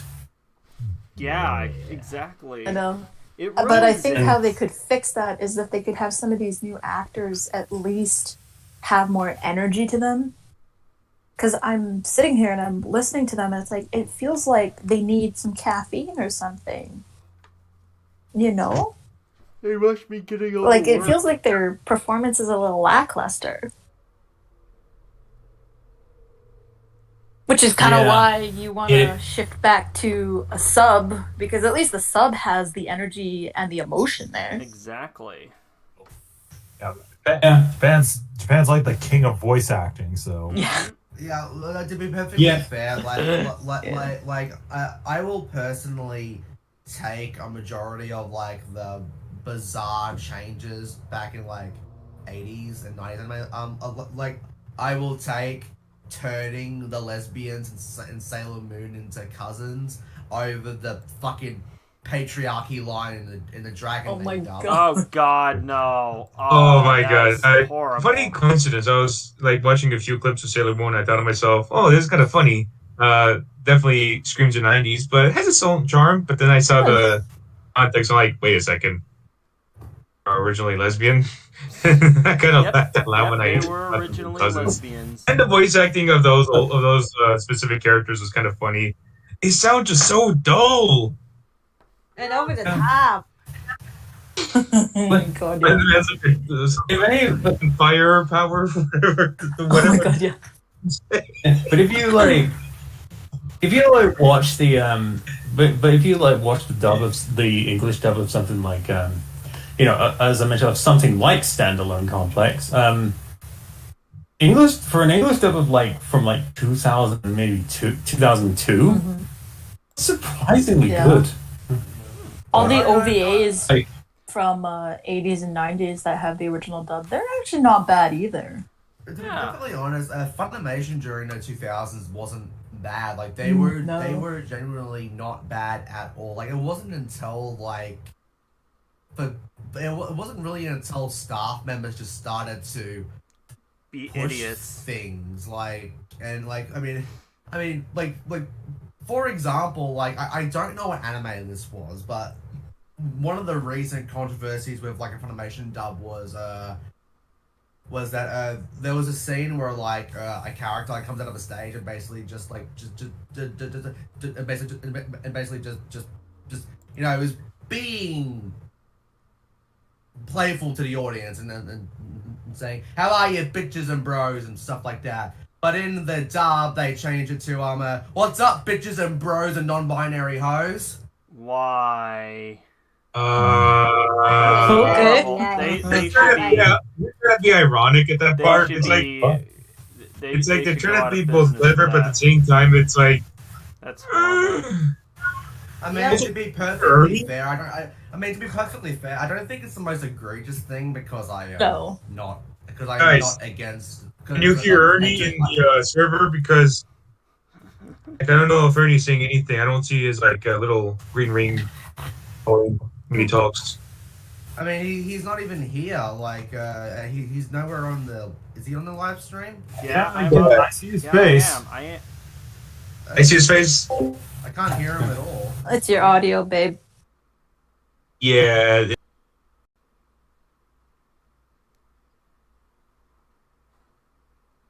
Well, let's try this again.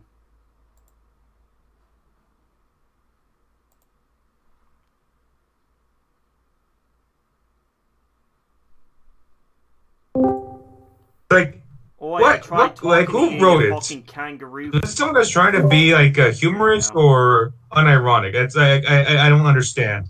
There we go. Now Okay, you get- okay. Boy, I tried Okay. talking to There we you, go. you fucking Alright. kangaroo fucker. Why? I'm sending him back to Yak Yak. But Oh god. anyway, we're talking about anime now. We're talking about dub versus sub. I could Yeah. hear everything. Okay. Okay, good. Okay. I heard you was So- talking shit behind my back, bitch. Oh, what? None about you, man. None about you. Subs. We're talking about subs. Dub versus sub. Rose. I know. You don't have to catch me up. You don't have Boy. to catch me up. Okay. We're talking No. No, you made me mess. No, made me mess up the acronym for shit in this case. Oh. Subs, heroes, internet, and toys. Shit. Now I have to explain it. There's no punchline. I've had to explain it. Awesome. Wow. Moving on.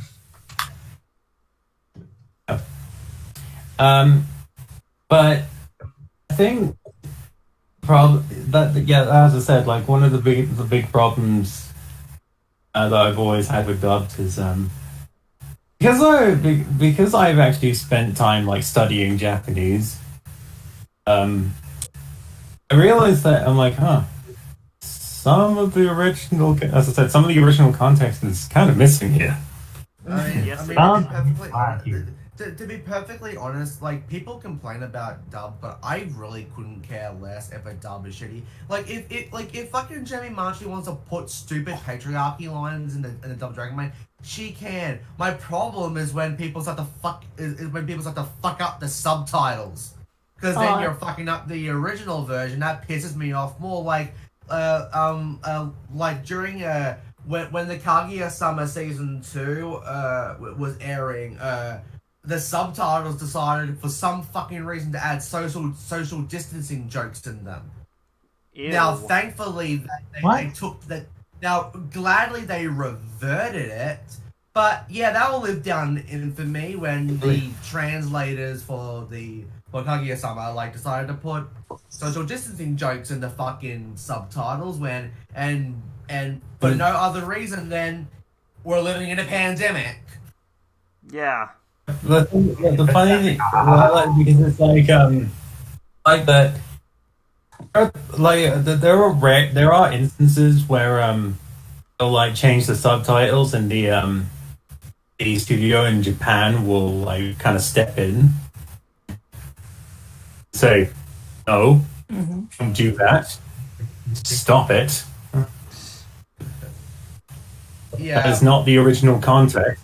Yeah, some creators will, but a majority of the time, like the Japanese creators don't really know what's going on, and I don't really know what it necessarily Bigger, do. So bigger ones are ones behind the bigger ones will be like, no, you change that back right now. Okay. Right.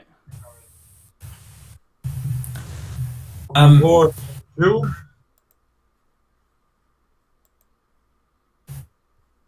Somebody come in.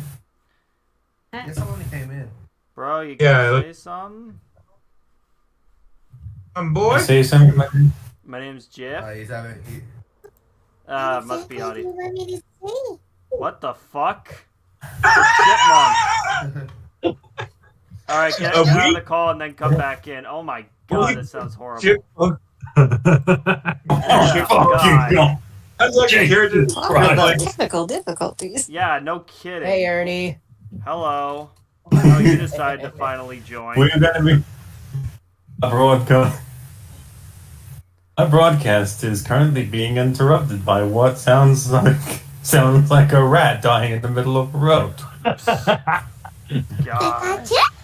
Oh god, I hate it. Kill it. sounds like something you would hear in How funny was it for anime, and then there's this character that sounds like an anime, like those like little, it's like puny little anime girls that are like super chibi.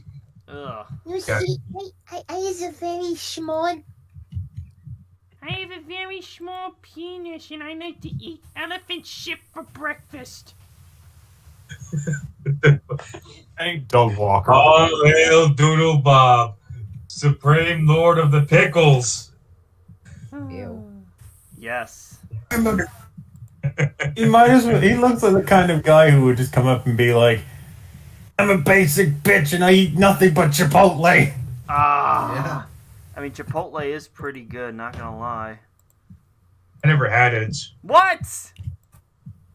I haven't You- either. High. High. You and I, like, to be fair, like I kind of prefer other foods out there. Like if I wanted to get myself like whatever Chipotle has, I kind of prefer my mom's cooking or go to Raymond's Tacos, which feels a little more like more to my style, feels more at home as someone I that see, Fine. I see. That's cool. when I used to live in like back in the yards. Ah, I okay. getcha. I get Yeah, yeah. before I That's lived. fine. Yeah. Yeah. You know, when, I once had. I went to McDonald's today. Sure, Next time we meet Ernie and next time we meet Is there a reason why we all gathered up here You today? remind me. Because I wanted to live stream. That's literally the reason. Oh. Just because we can. next time we meet, expect me to buy myself another or me to buy myself another meal of friggin' Philly cheesesteaks. Oh, yes, the Philly cheesesteak. That is some good shit. Real talk, sorry if I managed to startle anyone. No Oh. problem. No. Next discussion.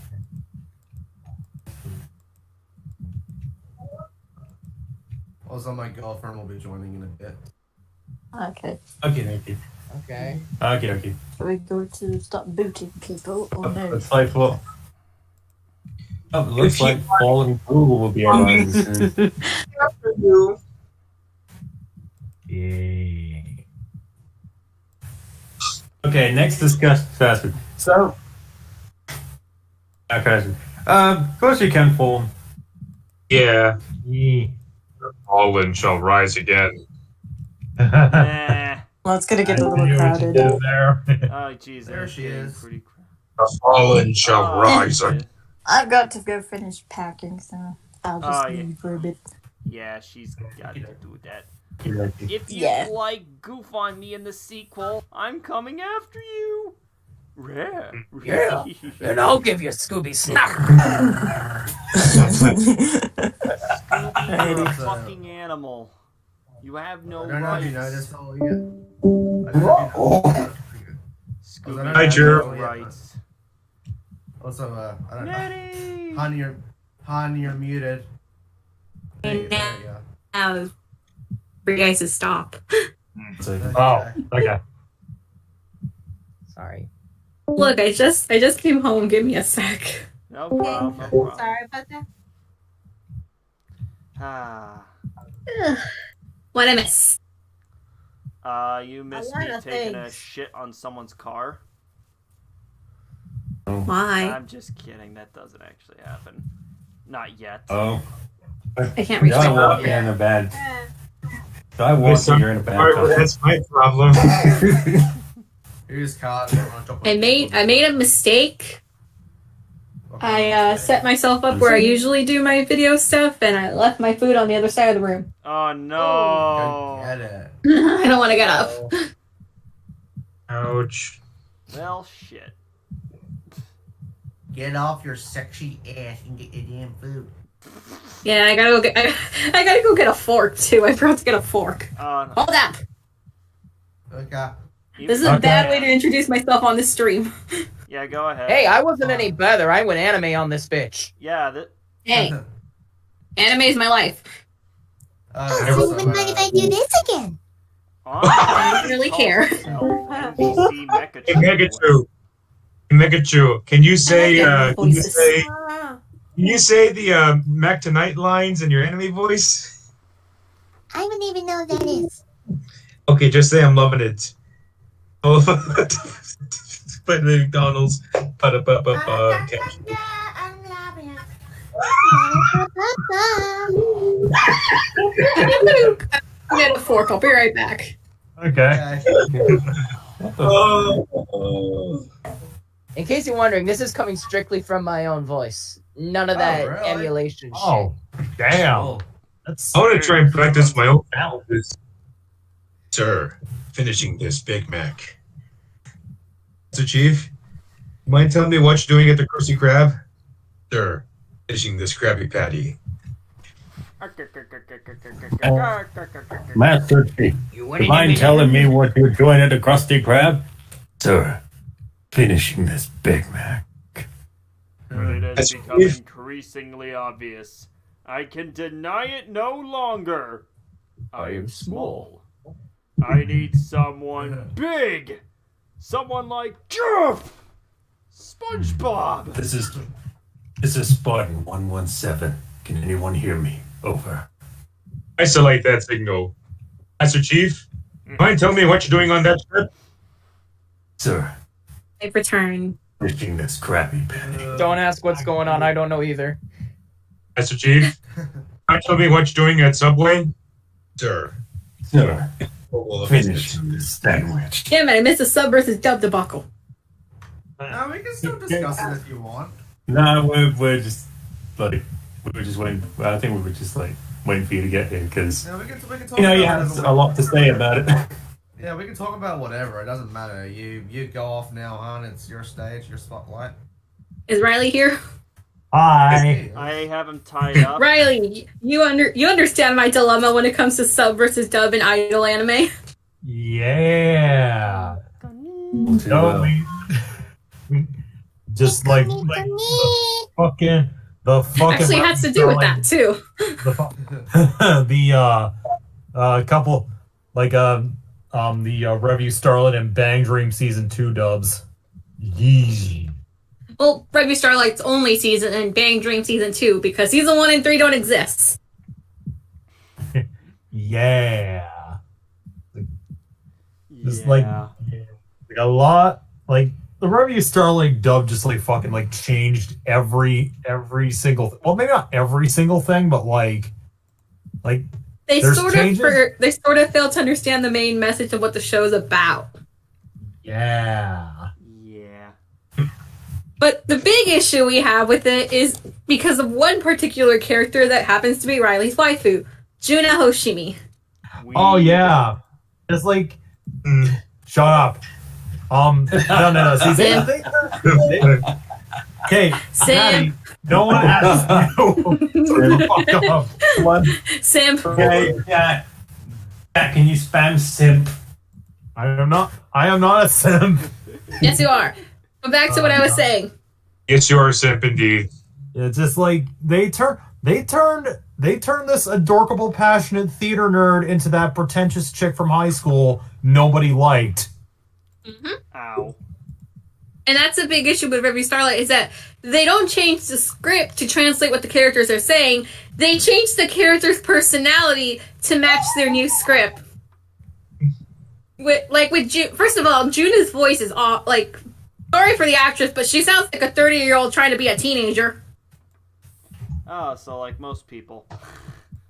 Yeah, but like compared to everybody else who actually sounds like a teenager or like can be made a teenager, she doesn't. 2, the script. A lot of the dialogue, a lot of the character moments, a lot of the important, relevant character plot points that lead up to the songs in the show are just bullshitted through. Yeah. Like, I think the biggest example is that both with Juna and also my fave character, her entire conflict is that she wants to surpass her rival because she looks up to her. But in the dub, they make it seem like she only just wants to beat her because she thinks she's better. Which is not at all the case. Yeah. No. Yeah. Ouch. Yeah. Yeah, and this kind of goes back to what I was saying earlier. Like, a lot of dubs like strip the original's context. Yeah. The biggest crime besides the voices though is that the main character Karen, they refer to her as Karen. No. Oh, no. Everybody else gets their Japanese name, but she gets to be called Karen. My name is Karen Ijo. No. Aaron Ijo. Excuse me, my name is Karen. I'm here to see the manager. Shut up. Oh god. Oh god. The other issue with the dub is just the fact that, like, Ruby Starlight as a whole, the anime is kind of very confusing to understand because a lot of the aspects that go into it are based off of the Japanese female group of Takarakaza Theater. So watching it dub, one, they seem to have completely misinterpreted what that theater is, and two, the characters are kind of annoying. Oh, that's fun. Yeah, I can't stand the dub. It pisses me off too much. Oh, and also, for some reason, a lot of their like recorded audio, it all sounds like they're speaking through like a funnel. That too. No one's got good quality mics. Like me. If it was like something that happened in the past, like if it was a niche release and no one would pretty much pay attention to unless there was like a big anime enthusiast on YouTube, fine. But this is a more like wide release thing, right? Yep. Oh no. Well, kinda. Like if it was, consider the fact that it might have been like a more wide release thing, then you would probably expect them to be more, I don't know, efficient with quality control. I wouldn't say the show's popular, but like this franchise, one, the franchise behind the people who created it have successful franchises, and two, typically Sentai film work doesn't do this poorly of a job. Yeah. I just want to know where they fucked up. Oh, okay. But that brings me on to the debate of Bandori, aka Bang Dream Girls Band Party. Done by the same company, and two issues. One, they only dubbed the second season of a 3-season show. Don't ask me why. And two, first of all, a lot of the characters who were dubbed over in Ruby Starlight, their actresses came over to Bang Dream, so they're doing just as bad of a job. And two, the voices do not match the characters at all. And also, some of the dialogue is just so. What happened? Bunky? I think my biggest. It's a shame because one of the actresses who's behind the Andori dub, like the season 2 one, she voices. I believe she's the voice of Uraraka, the English voice of Uraraka from My Hero Academia. Actresses that are good. I know these girls can act, so I gotta ask, what happened in the direction that made it so bad? And why do a good chunk of the bloody girls sound like 40-year-old mothers? That Probably are. The worst of them. It's like, okay, I like the worst of them is easily Akko's. It sounds worse than Juna's. Like, you know that really nasally chick from high school that wanted to try so hard to be cool with everyone? That's what our recently joined high school student sounds like. Like, her whole thing is that she's very energetic and fun, but she tries to act cool because she's like, oh, you know, I'm cool. So, like, she has that voice switch. But when she does the voice switch to sound cool, it just sounds like the girl can't breathe. If she breathes. With my voice, I'm trying to sound cool. Yeah. The GIF that 6T sent kind of looks like Lucas. But no, my big issue is also this. There's a particular character in Bang Dream that gets a lot of shit if you only watch the anime, being Miss Yuki Naminato, because her whole thing is that music is her biggest passion, and it's shown through the show that she's very passionate, but if you don't play the games, you wouldn't know that she's obsessed with music because of her father. However, in the anime, one of her first scenes is this producer chick trying to, like, you know, sign them up for a record deal, and she's like, sorry, but we don't need you. We don't need a producer. We're gonna go far on our own merits. But in the dub, they basically make it sound like she's just being like, yeah, no, we don't need you. We're strong enough on our own. And they make her sound like the biggest, most stuck-up bitch in the world. Oh, that's Daddy. nice. Very catty. Yeah, they make her... her voice is not only very deep, which is weird because like her Japanese voice is very she's a very polite, quiet girl, but her voice is not only very deep, which I understand it's hard to mimic that, but also she just sounds like she's above everyone else and thinks she's better than everyone else. And I'm sitting here like, what went wrong? Everything. Yes. Yeah, pretty much. Everything. That being said, there is one dub in music-based anime that I haven't finished it yet, but it's one of the few that I can say is near perfect, and that is D4DJ's first mix. Because, two things. Oh, yeah. One, the voice actresses actually either sound very close to the Japanese voices or match the characters perfectly, and two, this is particularly interesting, the Japanese actress for one of the characters does her English voice too. It's adorable. You can hear her accent and she's trying her best, but it matches perfectly. Yeah. I don't care. I suppose. It works. The only issue is that one thing you realize with a problem with a lot of these music-based animes is that the music is still in Japanese, so you have these characters giving English monologues while singing in Japanese. You can kind of see the problem. Hey, it's called multitasking. I think I think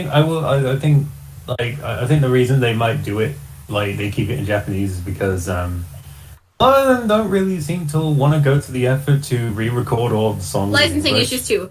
That's why whenever I talk about English dubs that are worthwhile, Show by Rock is the one English-based dub that actually went through its ways to translate the songs. That and Zombieland Saga, but Zombieland Saga is a whole other problem. Yeah. I'm getting some Angel Beats vibe. Yep. You're getting a what? And Angel Beats vibe. Oh, okay. I haven't watched Angel Beats. there's a bunch. I need to get back to Idol Master. Anyway. I gotta finish Idolmaster Cinderella Girls. I watch a lot of idol shows. Yes, you do. Yes, you do. Oh. Funnily enough, funnily enough, one of the things you learn very quickly is that quite a few of the ones I watch all have the same Japanese cast in them. You'll Makes find at least sense. one Japanese actress you recognize. Makes plenty of sense. Yeah. I always tend to find, whenever I would watch like anime with some of these guys, I always tend to find like one or two. Because I watch a lot of anime. Yeah. But I think like one of the things about like English dubs in recent times is that is that not only is like some of the performances like stilted and like stilted, but the problem is that the like what I've been saying about like stripping the original context just to like, I don't know why the fuck they do it. I think it's like to sort of appeal to a Western audience, but this isn't appealing to a Western audience. Oh! I just remembered two things I just remembered two problems I had with English dubs. What? This actually has to do with the dub I actually like, being the Love Live dub, because if anyone knows anything, I'm obsessed with Love Live. No kidding. Two problems with the dub. One, in the original show, the girls go to New York, and since obviously they're Japanese, they don't speak English. How do you do this in a dub? The only explanation they had was, we can't understand each other's accents. Yeah. I can't. And you give them New I Jersey accent. don't understand your accent. Yeah, they're in New York, but everybody had a New Jersey accent for some reason. Well done. To make the Japanese girls look normal, and I'm sitting here like, how does this work? They all had New Jersey accents, and they all talked in slang.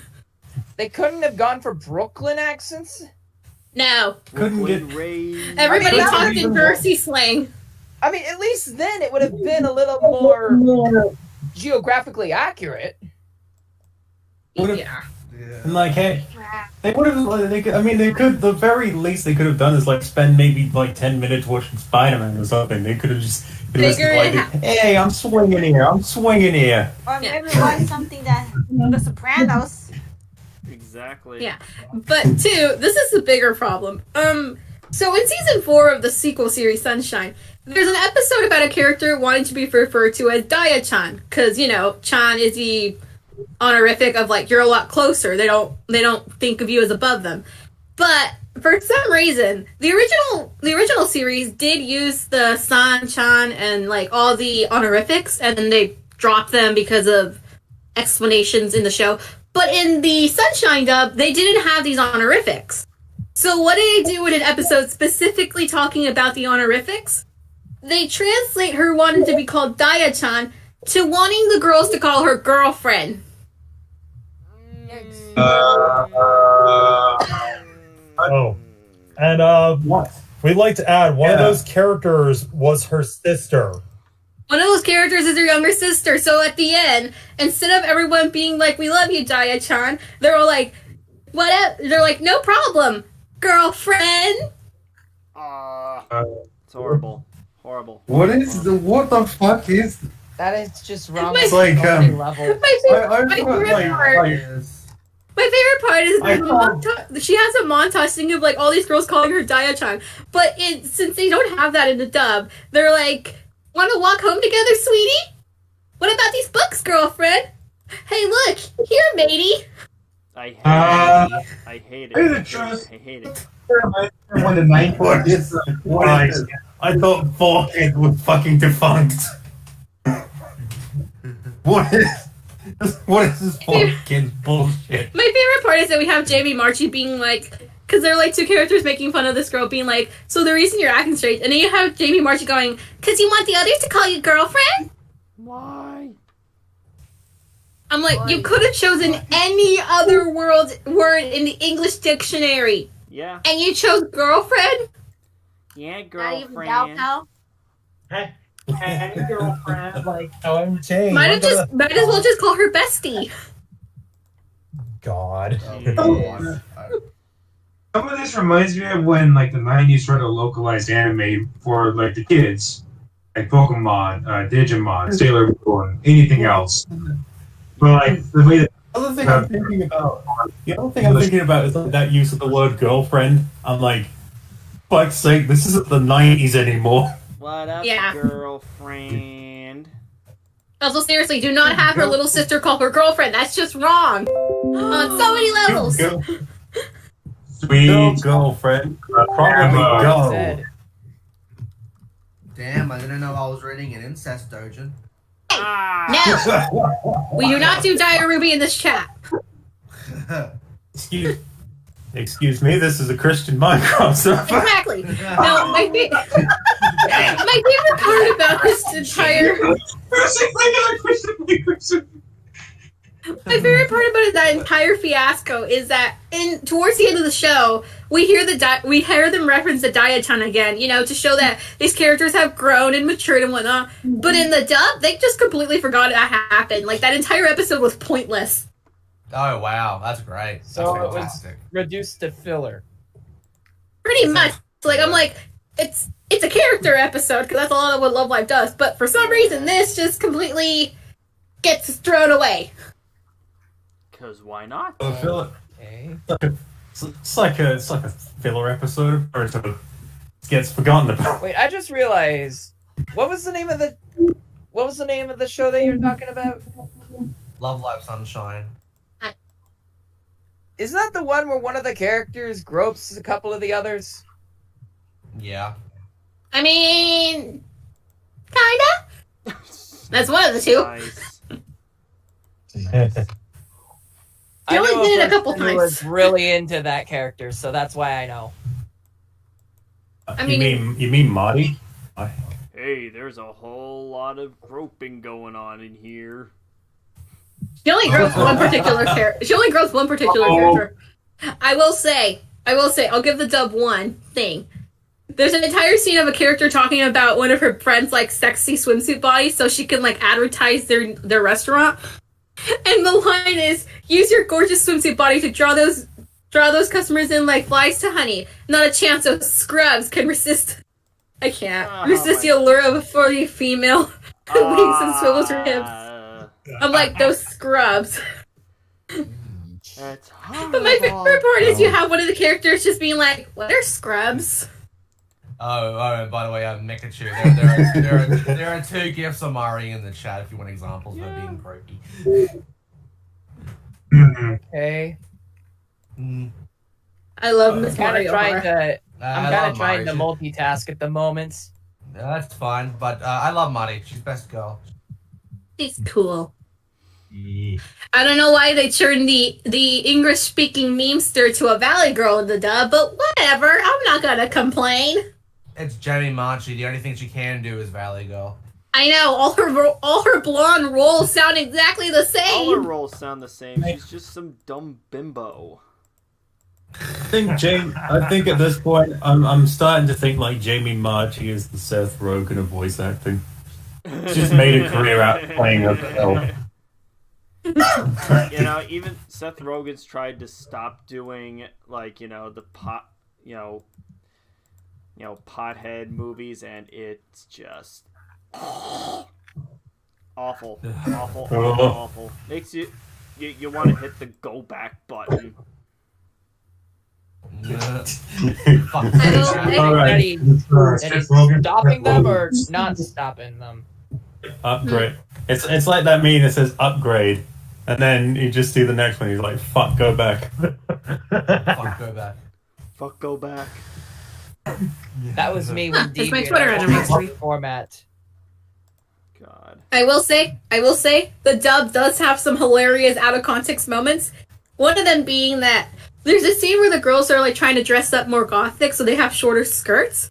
And in the sub, it really is just like one of them saying like our skirts are so short, and then there's another one like pulling up her skirt, showing off that she's wearing like those like Dan shorts, and it's like, don't worry, it'll be okay.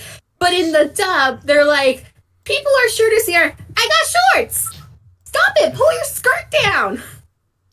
And that will forever be the best scene in that show. I don't care. That was the best translation they could have done. But then again, this is the same show they gave us things like 2 particularly infamous lines. Awesome sauce and why so blunt, chum? I can quote the dub for the rest of my life. It's amazing and terrible at the same time. Actually, there's this one joke they couldn't really translate well in like the original Love Live. So in the original scene, in the original scene, I forget exactly how Hanukkah gets. Oh wait, is it sexual harassment joke? Yeah. Hanukkah in the Japanese version, God damn it, I'm stuttering again. She goes, sexual harassment. So the context of that scene is that like they're talking about new ways to attract audience, and one of them's like, what if we wear like sexier clothing? And saying how she wishes her best friend can wear a sexier dress. And the leader responds with, oh, sexual harassment, and her friend's like, I think you mean sexy dynamite. But because you can't really translate that well in English, the way the line goes, and she's just like, yeah, she's a total boob shell. No, I think you mean bombshell. Boob shell's kind of a clever one, not gonna lie. It is. I was like, that's the best translation you could have given, but it's not as funny as sexual harassment. It's not as funny as sexual harassment, but it's decent enough. But it's also, the sexual harassment comment is also hilarious because she's talking about, 1, the 2 gayest characters in the show together, and 2, it's the girl who it's like one of the girls who constantly gropes everyone, and the one who's basically her girlfriend.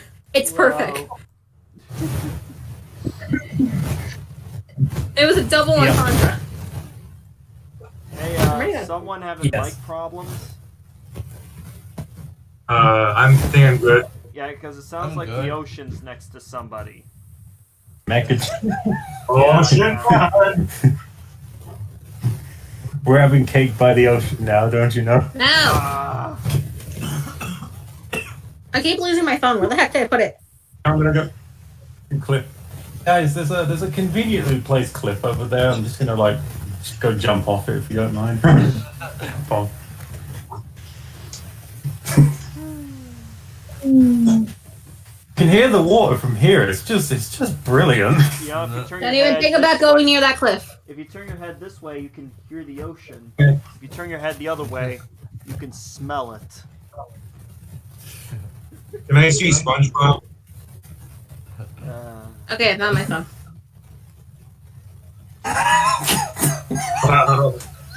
Traps a guy. Yeah. I'm trying to think of like another infamous line that sticks in my head, but I can't think of it.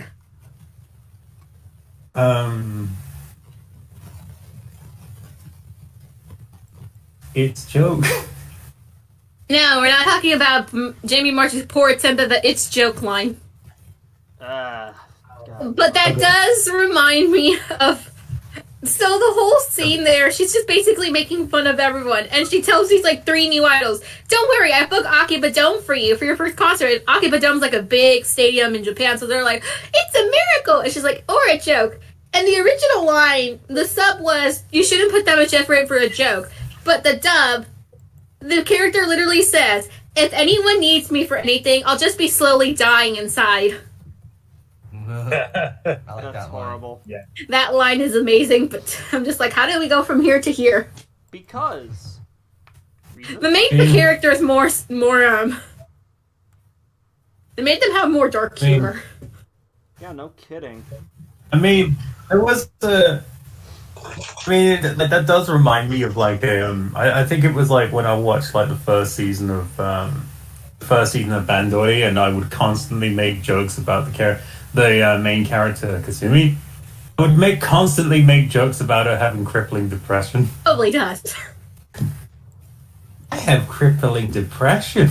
I mean, I found out that her original character was supposed to be depressed. No, I'm gay. Jump down, say some gay shit. But yeah, the dub isn't terrible for Love Life, but it's also like the original series has a way better dub than the Sunshine series does, which is weird. I don't know how Funimation fucked it up. Yeah, because They I believe find the many original's on my ways to vid. fuck things up, let's be honest.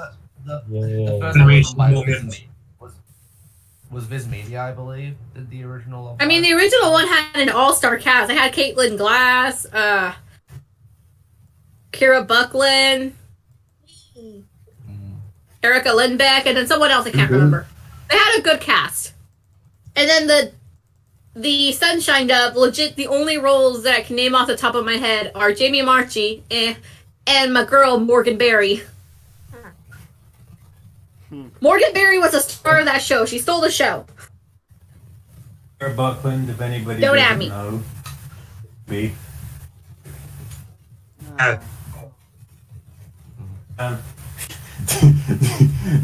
Just posted in the chat like Kasumi be like, I have crippling depression. I have crippling depression.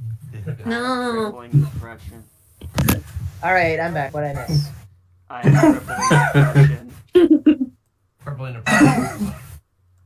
Crippling depression. Jesus, is that you? Crippling depression I have. Well, I hope you begin to feel better.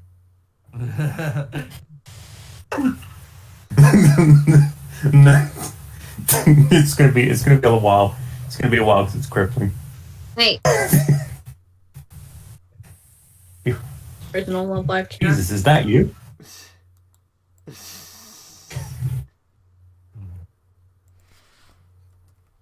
Okay. Oh, that was the other character I forgot about. I forgot that the original cast also had Christina V. Nice. Oh, yeah. Oh, you mean Shantae's actress? Yeah. Yeah. Sexiest Yes. actress. Oh, and Erica Mendes. Woo! Yeah, like I said, the original dub had like such a stellar all-star cast, and then Funimation's cast was a bunch of people I've never heard of. Makes sense. I'm gonna look this up. Actually, I want to see who it is. I mean, that. Jade Saxton. I mean, it's kind of fun to make. Don't know. Morgan Berry. Morgan Garrett. Yeah, a lot of these like ladies were just starting up on Funimation, which also most of their roles are Funimation roles. So,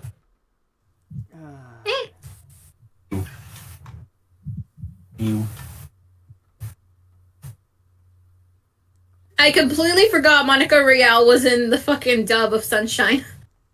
Ew. Yeah. Don't worry, she just voices one of the minor characters, one of the older sisters. Okay. We have When I had my last Twitter account, can I like tell you guys something that happened when I had my last Twitter account? Yes. Okay. To cut a long story short, JB Marchi actually blocked me. I remember that. Me too. yeah. Like the voice actress, the one we just mentioned that voiced Marty. She blocked me. No, my favorite part of your last Twitter account was when you brought up Michael Jackson, and that's for some godforsaken reason brung in wrong. The fucking Fucking Monica Rial. Fucking Monica Rial's fiance messages me with a court affidavit. Ooh. Oh, Well, Ron, I remember that. also blocked me. That happened. didn't get blocked by any of those like current people, but I did get my tweet liked by Monica Ryle one time, and I was already. I was like, oh no, ooh, they're onto me. Yeah. Yeah, you remember that? It's like, I think it was like a copywriter thing. I think it was. like, it's just, that was, like, the whole thing was just like, what, dude, you're sending a fucking rando on Twitter an entire court affidavit. I found it. Yeah. If anyone is ever curious, here's the sub versus dub when it comes to girlfriend versus Daya-chan. God. I try to clone. It makes more, but it fits better with like the context of the series than Girlfriend does. It just fits better. Like that's just the way it is. Yeah. It's dolphin in the though. But as for the whole localization issues from the past decade, Dimitri Monroe did a really good video on it. It's around 45 minutes long, but he did a really good job. So if anyone wants to check that out, just look up Dimitri Monroe on Google and not Google on YouTube. YouTube. And you should find his channel. Yeah. Hey, I'll mean- probably still find it on Google too, but while we're on the topic of anime, anyone else in here have seen Cowboy Bebop by chance? I have Love not, that. but I've heard Nope. a lot Not of yet. That's the bits of it. it's good. I've actually been trying it to actually watch it. Actually, like Cowboy Bebop is like one of the greatest quotes I think of all time. I love the kind of woman that can kick my ass. Oh, yeah. I use Yeah. Mood. Just Is anybody else just hungry? like I'm kind of hungry. I better go get something to eat. Be right back. I've just been slowly picking at my food. just spent. I mean, I'm not hungry personally because I had like a Really hungry. I had a fucking large order from McDonald's earlier. Oh, breakfast. I'm trying to regain my appetite after the stress that was I'm work. really hungry. Give me the But salt. I'm very hungry. No, let me I don't want that. let me find the let me find the video, by the way, because that time where Monica Rial's like fiance like sent me the court affidavit, I actually made a video about it. Yeah. Really? So Oh yeah. yeah. I made a video about it. It was like just like 2 minutes long. It was about 2 minutes, and I thought it was fucking just. I thought it was so funny. I thought it was so funny that I had to make a video about it. Wow. Not Toye story.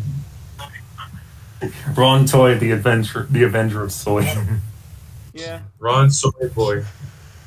I feel like him definitely deserves to be made fun of for the fact that he went after you of all people. The whole time, like, basically what happened was that I had a Twitter thread where I was defending Michael Jackson, saying that, the accusations were never proven in court, and then I made a parallel between him and Victor Mignogna, who's like, Monica Rial made a bunch of accusations against him, and wasn't he those weren't proven in court.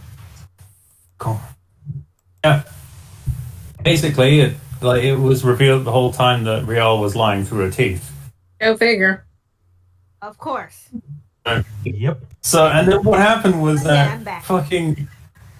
Oh, don't mind us. We're just talking about whether or not Michael Jackson was innocent. He says, and I quote, Ron Toy comes up to me and he says, here's a document from the lawsuit he filed. These are exhibits to the affidavit his ex-fiance submitted. Look at the record yourself. Awful. Awful. Still beating your ex-wife there? When are you gonna stop beating your ex-wife? When are you gonna stop beating your ex-wife, Ron? He still hasn't. It reminds me a lot of What's your... It's still cracked. It's still one of those things that just still cracks me up to this day. What's your opinion on Total Dramarama? Thought Fairy. That is all. Yeah, that was just. It doesn't exist. That's all you have to say. Thought Fairy. That's all It doesn't exist. Thought Fairy. Let's pretend that Like series everything else. Okay, while we're on the topic, Like everything else related to Total Drama, I never watched it. I thought I'd point out something that a friend told me in regards to why that exists. You know how back when Muppet Babies, the original, was really big and people were trying to ride on that bandwagon? Yeah. I don't know. Yeah. Well, now it's gotten a reboot and history is repeating itself. Oh no. Yep. Fuck me in the dick hole. That baby's vacation is back. No. Okay. Also, on the subject of the Total Drama series, I've been making my friend watch the series with me. It's great. We finally made it to the best season, in my opinion. And then, like, one day I just chime in and I'm like, by the way, I never watched it. You need to! You can't be friends with two Canadians and not watch it! I Or is it third Canadian? kind of dropped off. We never had it. We never had it in Crumpet Country.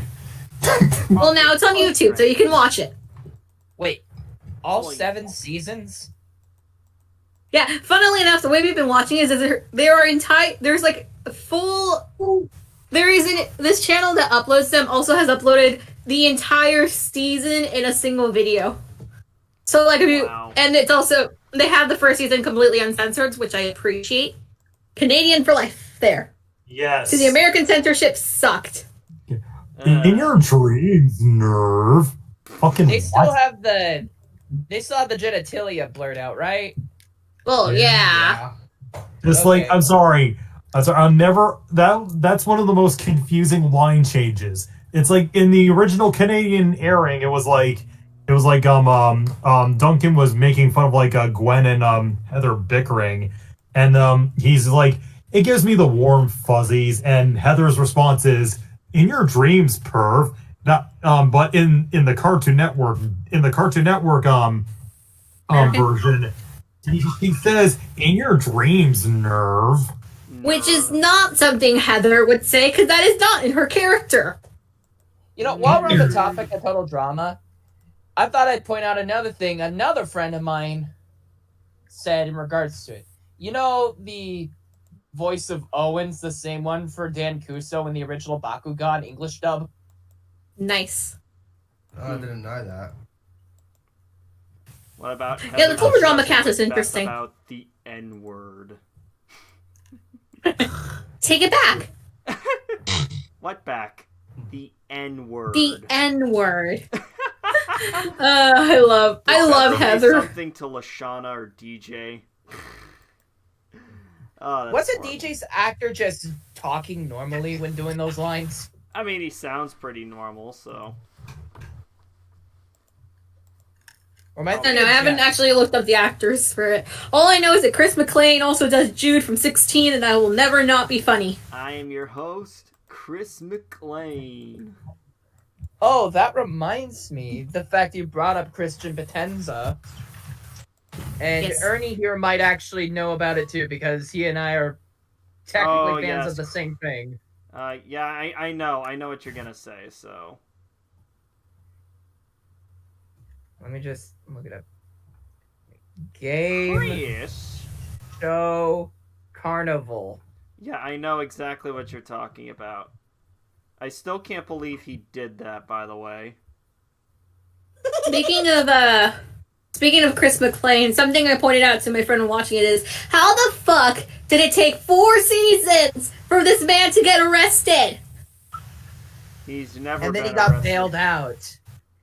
He was arrested. He was in jail for a year solely because he polluted an island. That's it. Out of the many crimes he's done, pollution is the one that got him in jail. Yeah, sounds about right. What? It's like you catch a mass. It's like you arrest a mass murderer because he didn't have up-to-date license plates. Yeah.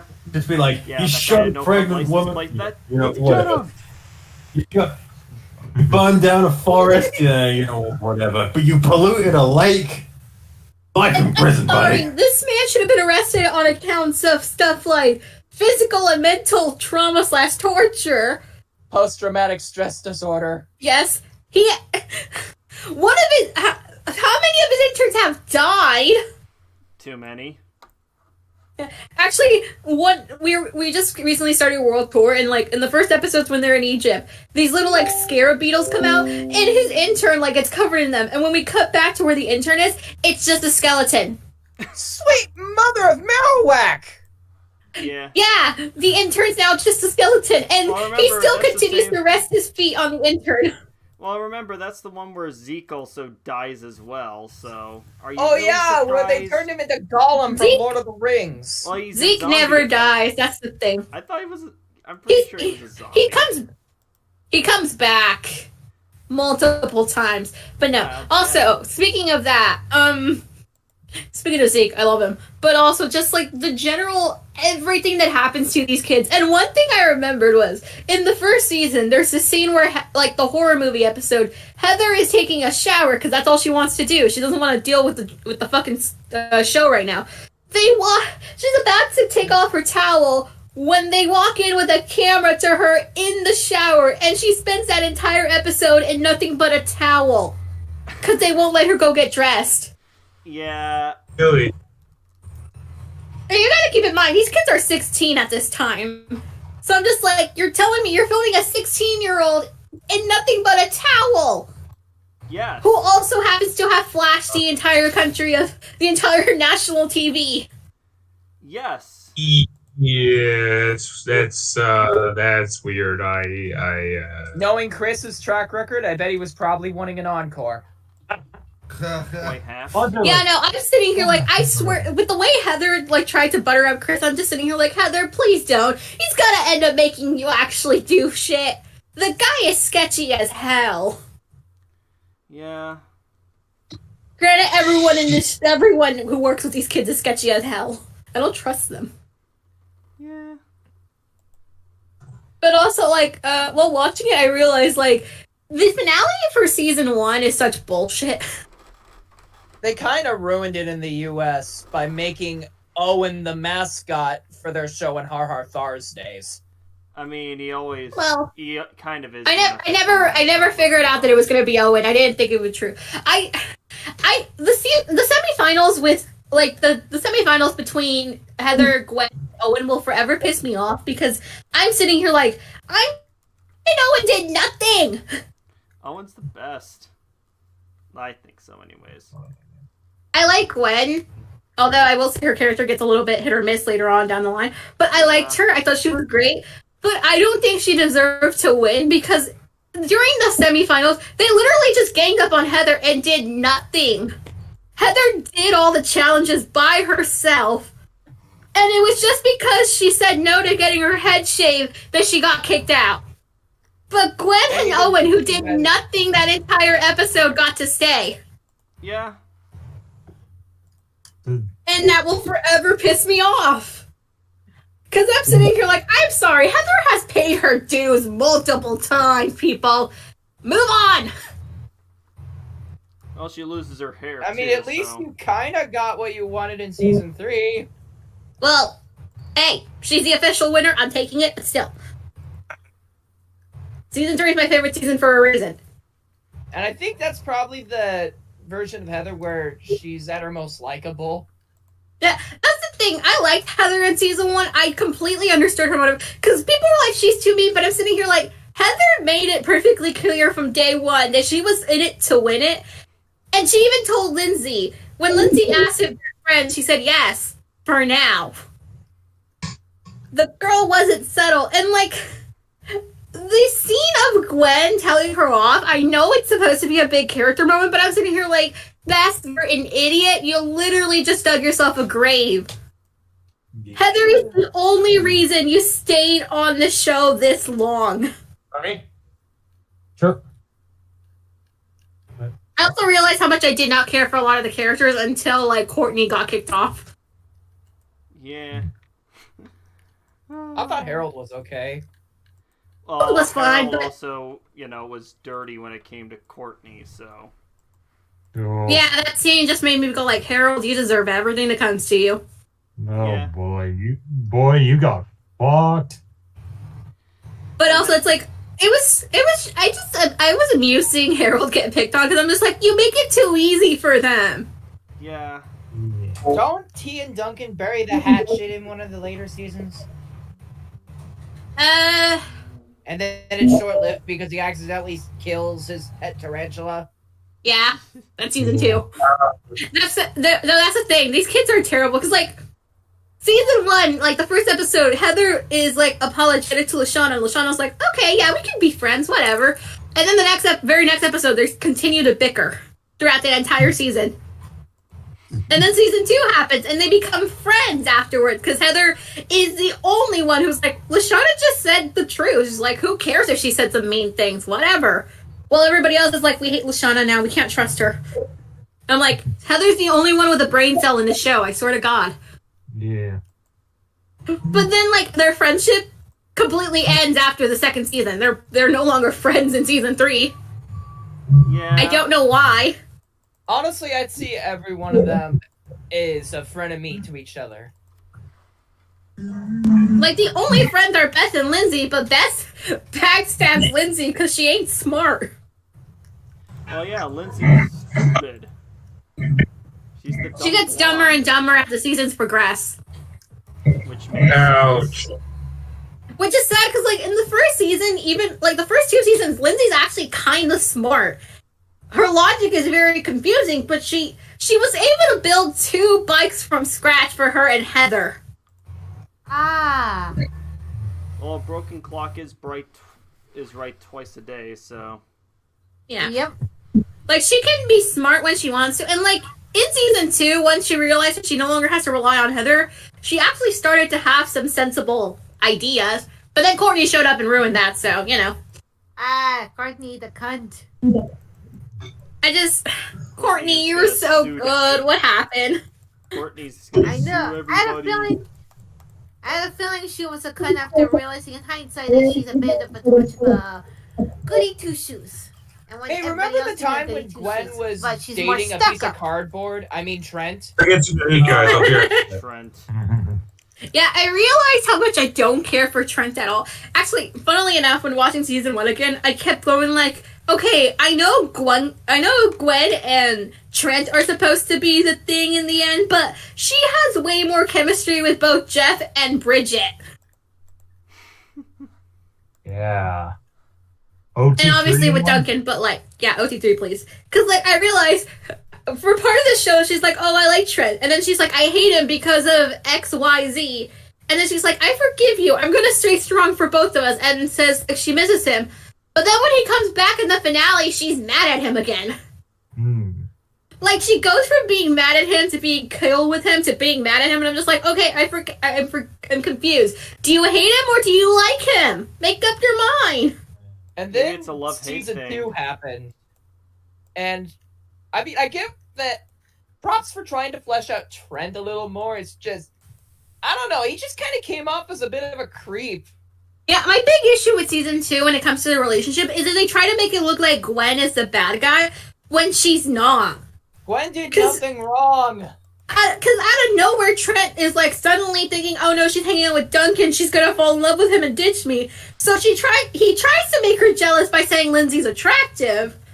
And then he starts to become the lovely Lindsay. Something like that. I can't remember. So I can't remember the line. It's been a while. It's been like a week. I found the show in less of a time. I probably remember the show less than you, and I, for some reason, still remember him saying the lovely Lindsay. Yeah, it's weird. But, like, he tries to make her jealous. That doesn't work. And then he starts to be superstitious, and Gwen is like, you're a little weird, but that's fine. Weird's cool. So he takes it up to the extreme where he has to do everything 9 times for no reason. It comes out of nowhere. Why not? And then Owen gives him the stupid advice to like that girls don't like losing. So he starts failing all their challenges. Which is only like 2 challenges, actually. He only failed 2. Yeah. And Gwen's like, I'm sorry. She breaks up with him for his own mental health. She's like, this is causing too much stress to you, and I don't want you to end up throwing the game for me. So we're gonna break up for your own sake.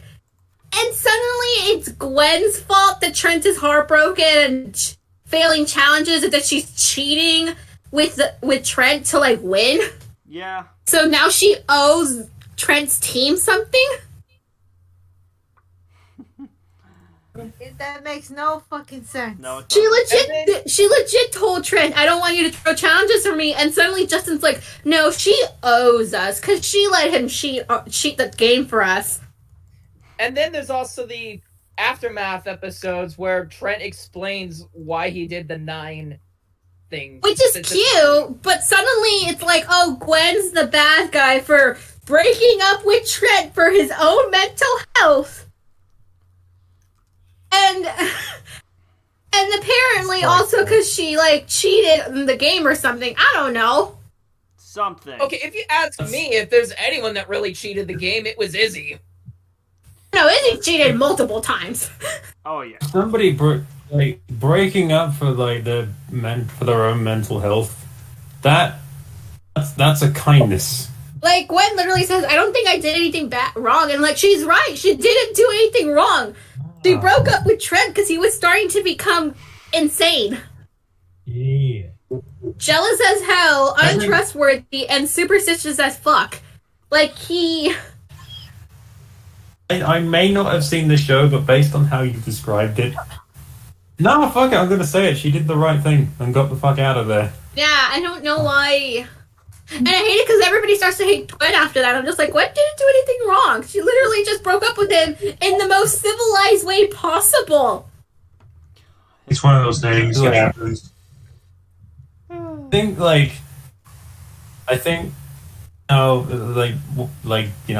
teams, tribes, that kind of thing. We're all forget this guy. How dare you break up with him? How very dare you? You're evil. And, like, if anything, Or Trent benefited from the freaking breakup because suddenly he has a bunch of girls who want to date him for no reason. Sure. Yeah, the guy becomes a Casanova. Still has the personality of a brick, but, his entire personality literally is he's the white guy with an acoustic guitar. That's his personality. Cody had more personality than him. I love Cody. Owen was great. Yeah. I like Cody, but I do have a problem with him in season 1. He's very creepy. Oh, yes. And then, I just realized they essentially swapped the personalities of Cody and Trent in season 2. Let's try this again.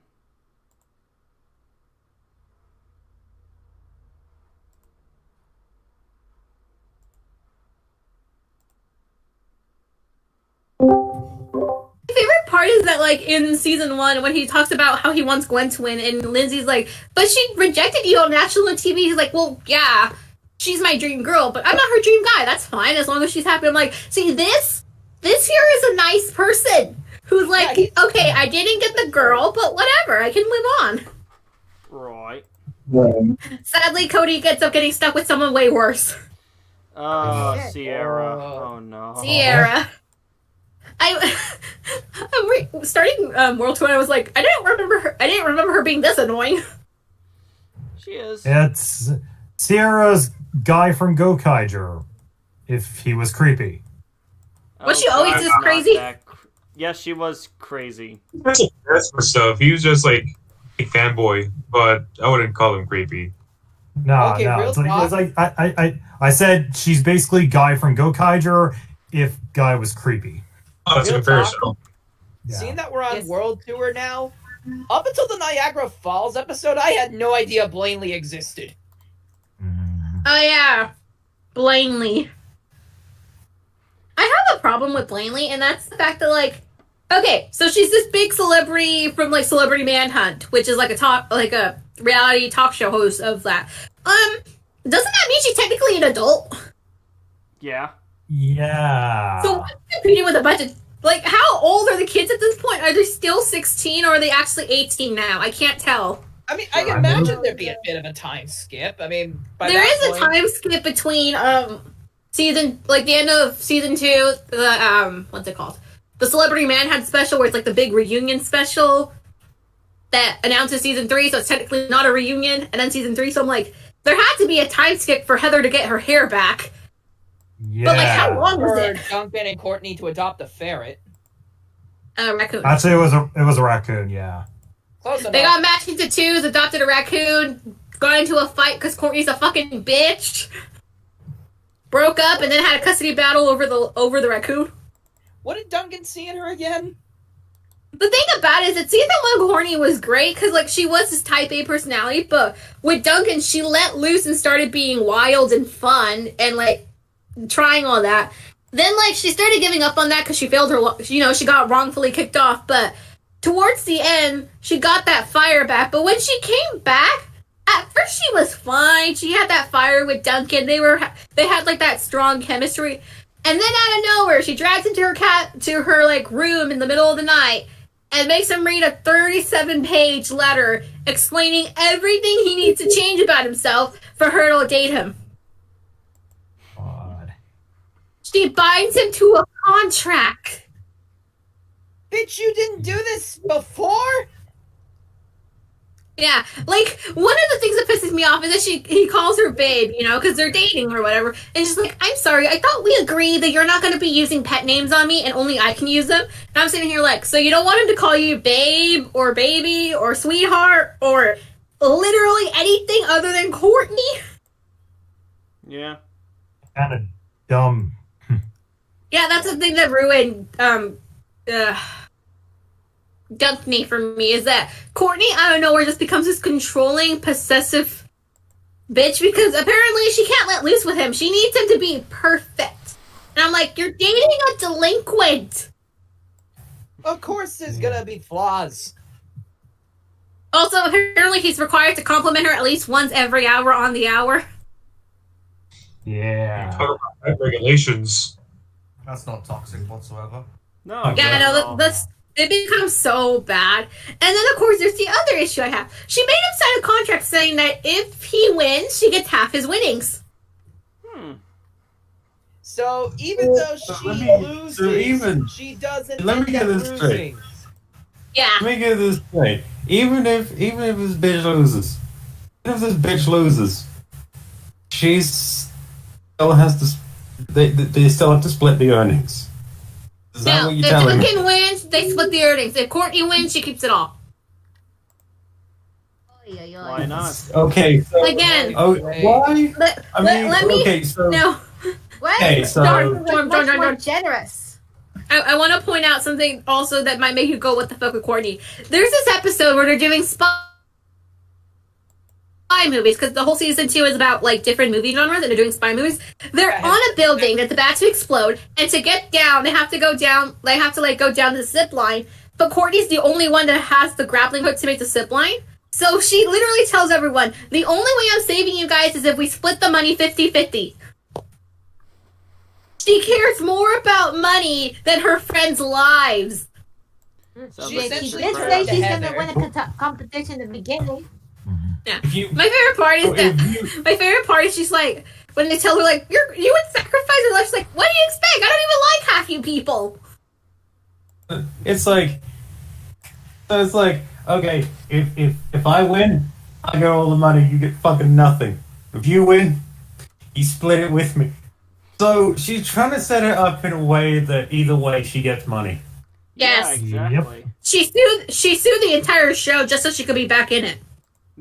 Yes. Oh. And get special treatment. Ben's offer was much more generous. I mean, how's that?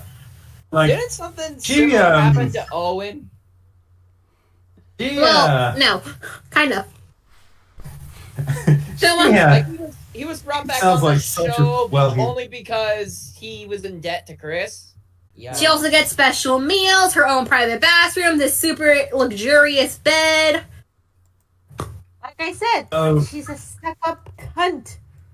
Yeah. So she's a millennial. Basically Heather, but worse. Ooh. Hey, at least look. Heather may not have played fair, but at least she suffered through everything, fair and square. Yeah. Like I said, but worse. Like she has the So she's a means, millennial. but also just she's also Like Courtney and Heather would have had such a great rivalry. Also, I'm one of the few people who thinks this.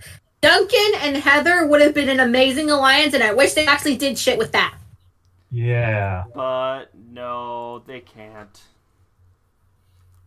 Also, I'm just gonna say Heather and Duncan had way more chemistry than Courtney and him ever did. Yeah, but the reason for Okay. them doing, Courtney and Duncan is because they're such opposites. Like, Yeah, it's one of those cliches people love. So, like, they hooked Heather up with Alejandro I think I'm just gonna. at some point. I think I'm just gonna I just think I'm gonna have to add this to the endless list that says shit I need to watch at some You point. gotta watch Total Drama. Seasons 1 through 7. Season 8 doesn't count. Total Drama Rama does not exist. no, it does not. Nah. Okay, That's so I'll just add this to the technically list counted of as the 8th shit I need to season? watch. Technically, yes. That was a weird series, because, like, hold on. thing. Yeah. true. God, my mic sucks ass.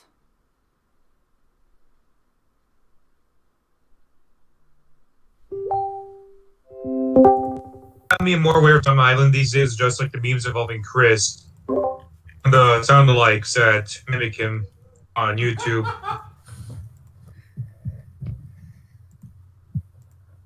I'll say Chris should have been arrested way sooner than he actually did. Yep. At least we got Him the being news. thrown off the dock in season 1 was not satisfying at all.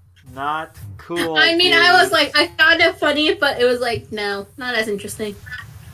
Then season 2, they started leaking embarrassing footage of him, but I was like, this is still not interesting enough. An embarrassing I think- snapshot of SpongeBob from the Christmas party. Nothing happens to Chris in season 3. And then season 4, he gets arrested, so that was worth it. Yeah. Also, if you watch season 5 of Total Drama, you have one of two opinions. You think it's good, or you absolutely hate it. There's no in between. I'm kind of surprised it actually lasted that long, to be honest. Like, It lasted 7 seasons. wow, that's kind of a surprising So you thing in got- a way. So this is the way the show's broken down. You have the first 3 seasons, Total Drama Island, Action, and World Tour, with the main cast we've come to love and learn. And then Total Drama Revenge of the Island, we get a completely new cast for no reason. They're likable. Season 5 is an all-star season, so you have the new cast and some of the old members, like the fan favorites, more or less. They're included. And then season 6 is Pakatu Island, which introduces a new cast of characters I absolutely do not care for. There were Well, maybe they like 3 likable characters They in that gotta season. change it up somehow. You can't have the same cast over and over and over again. Hey, the same cast was enjoyable, but Pakatu Island, there's I like know. 3 characters I gave a shit about. I know, but at the same time, it's like, remember, you know, it's still a reality show, and how many reality shows have the same cast over and over again? Fair enough. My issue though is that Pakatu Island, 1, it's not interesting, and 2, all the the only way I could describe the interesting characters is Australian, Zombie Boy, and Genius. That's it. That's their personality traits. Wow. I don't remember any of the characters' names or personality traits. They're all unmemorable or What would Ella unlikable. fall under? Oh, you What would made. Ella fall under? She's I'm the gonna one say, that was you guys- basically you the guys- Disney princess trope. Wait. Oh yeah, The way I like that her the series too. has been described. The way that the series has been described, it sounds more interesting than Game of Thrones. Yes. God. And then they changed up the formula a lot in season 7 because like most of the show had one you have to. Unlike most of the shows had like one set place, except for World Tour where it was like a world tour, obviously. The Redonkulous race, that's the name. I It's like a remember race that. around the world. But Yeah, it's like the Amazing Race. It has yeah, it's based off that. It has a new host who's okay-ish. Not He's no Chris. Chris. Yeah, he's Although He okay. doesn't kill To be anyone. fair, do you so- want him to be Chris? Well, no. I No, wanted it to be it's like- Chef. Because honestly, it'd be like, you know, why not just bring Chris? No, I'm upset because where the heck is Chef? You guys killed Best Girl. He's dead. No! Chef is the best character. The man doesn't get enough respect. I thought He the looks bear fabulous was in a dress. I thought the bear was one of the characters. He's a mascot Dead. character. Let's not. He's better No, than- guys. better than a- We gotta pay respects to the best character, Mr. Coconut. Oh, Yes, no. Mr. Coconut. Get it, The Mr. Coconut. arms of Yeah. the angel. Ah. One of the things I do whenever I'm done with an episode that gets an elimination is I tweet about the character who's eliminated, and I made one for Mr. Coconut, just being like, "We only knew you for one episode, but you were the best character in the show. Goodbye, Mr. Coconut." Bye-bye, Mr. Coconut. And then they Bye. kill him. Yeah, that's right. Yeah. Yeah, they kill him in the very beginning of the next episode. I He miss was Mr. literally Coconut. on the chopping block. I still love like that scene where it's like where it's like Chris is like you have the 4 marshmallows and Chris is like, yeah, and Owen's like, wait, no, you don't mean, yep, sorry Owen, but Mr. Coconut has got to go. And it's basically tug of war because Owen won't let go of the stupid coconut. I still sit here wanting to know what the fuck did they talk about when they were bonding? What did Duncan, Heather, and Gwen do? God. Stuck on an island with 2 girls. Too bad they're both annoying. I mean, they're also hot as hell, dude. Eventually one of them's gonna want to F you. So, but that coconut has gone the way of a Danganronpa character. Mr. Coconut. God. I am not used to wearing my headphones this long. Oh, man. I am. Sorry. But yeah, season 3, where I just restarted watching season 3, which is like the one season I know by memory. Because I watched it way too much as a kid. Jeez. Hey, Listen, this season had Hey, Heather and hey. Alejandro. That's all I need. Yeah, Total Drama's a real Yeah. life. She's kind of, she's bisexual. Or at least bisexual. Ale Heather was my bisexual awakening. Damn. Have you seen them? Yeah. So, why do I get the feeling Gwen is gonna reaffirm that I'm sexual? Yeesh. I don't know why, but I just call it a hunch. My mother's intuition. Is it plugged in, dickhead? My favorite part is the World Tour managed to create a character that's just as likable as Heather, but a whole lot meaner. Well, a whole lot more manipulative, I should say. And it isn't a girl this time. Yeah. They took what they did with Justin, they took what they did with Heather, and made it 100 times more stronger. I completely forgot about Justin. Don't worry, everyone does. To be fair, I think even the show kind of forgot. Good. Justin did nothing in season 1 except stand there and look pretty, and in season 2, he somewhat got some of a personality, but his character just became using his good looks to get everything easily to him, just losing his attractive feature after a while. Yep, became a full-on prick. I Yeah. didn't even know that he spoke in season 1 until I saw the opening to season 2. Me too. Yeah, that's the thing. When I was watching season 2, I was like, wait, what does his voice sound like again? I forgot. Uh-huh. He's that unmemorable. And also, just like, I'm with Izzy when, like, he asked Izzy, like, Izzy, you're a girl, right? Like, why aren't Lindsay and Bess falling for me? And she just says, I don't know, man. I never really got it. I don't think you're that cute. I'm like, thank you! You have a brain cell.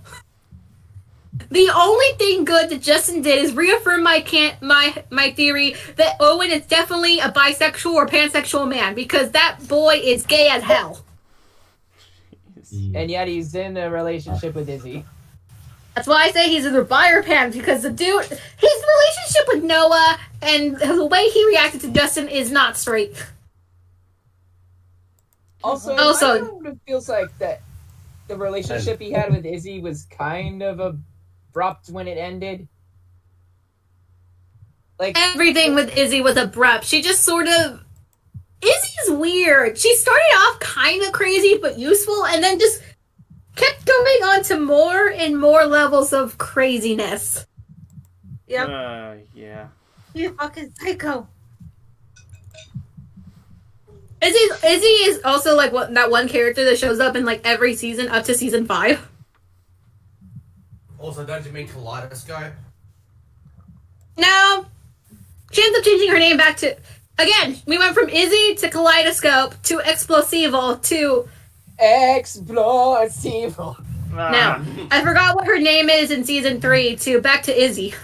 Sorry, I couldn't resist. It's okay. Oh, boom, boom. What? Has anyone ever looked inside of a kaleidoscope? Yeah, it's great. It's tricky, yeah. Be nice, I have to say. I will say, my favorite part of rewatching World Tour is knowing the fact that I, as a Spanish speaker, fully understand every time Alejandro curses in Spanish. It's beautiful. Every time I think of a kaleidoscope, I just think of that one episode from season 2 of MMPR when the monster erased the memories of the Rangers and then erased the memories of Bulk and Skull. I don't know. That episode is very memorable to me. Yara was just like when things actually did happen. You know what's kind of sad that I realized something? The character who gets voted off first every season became more memorable than Justin. Wow. Ezekiel became a lot more memorable than Justin ever will be. Well, Zeke also tried to stay with the show longer by being clingy, so... Yeah, no, I love the fact that Zeke is basically the purple guy. He always comes back. Yeah. The poor dude, like, the poor guy had no life. Yeah. He also got kicked off first for being sexist, so, there's that too. Oh, yeah, that too. Wasn't he also homeschooled? He was homeschooled and he had a really bizarre dad. We actually saw his parents? No. We heard about him, though. Oh. Speaking of parents, I will say this.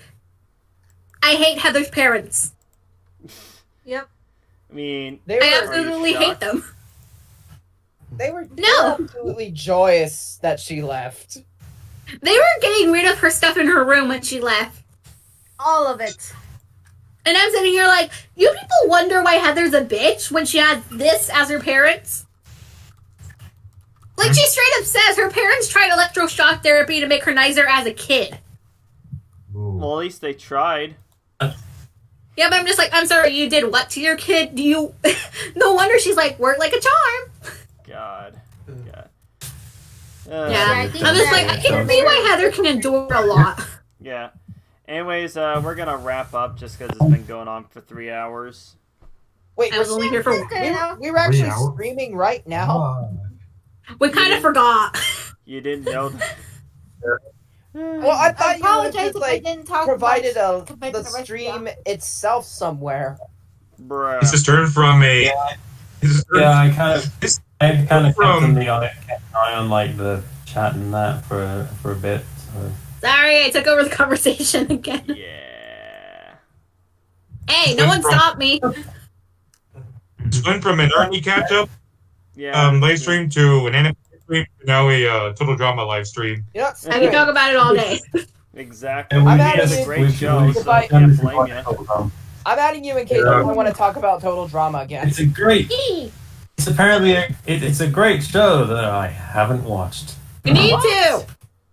Jorm, how have you Plus, not you know, watched later it? Chris Jorm! and the attempt of reviving the series, but Cartoon Network shut it down because reasons. Yeah. I don't think we ever got it over here. Oh. Really? Well, it's all on YouTube. Yeah. High quality too. I'll, Thank you, Canada. I'll be sure to look it up. Can the I'll same be sure to thing look said? up later. Can the same thing be said for 16 and Stoked? Yes. 16 is also on YouTube thanks to the channel Retro Rerun. And I think they have Stoked. Granted, Stoke only had like, what, 2 seasons? Yes, yeah, it only ran for 2 seasons. Yeah, no one ever remembers Stoke and it makes me sad. I remember Stoke. I do. Me too. Yeah, boy. Anyways, time to sign off. I'll see you guys next time. Bye-bye. Later. Bye. Bye. Later.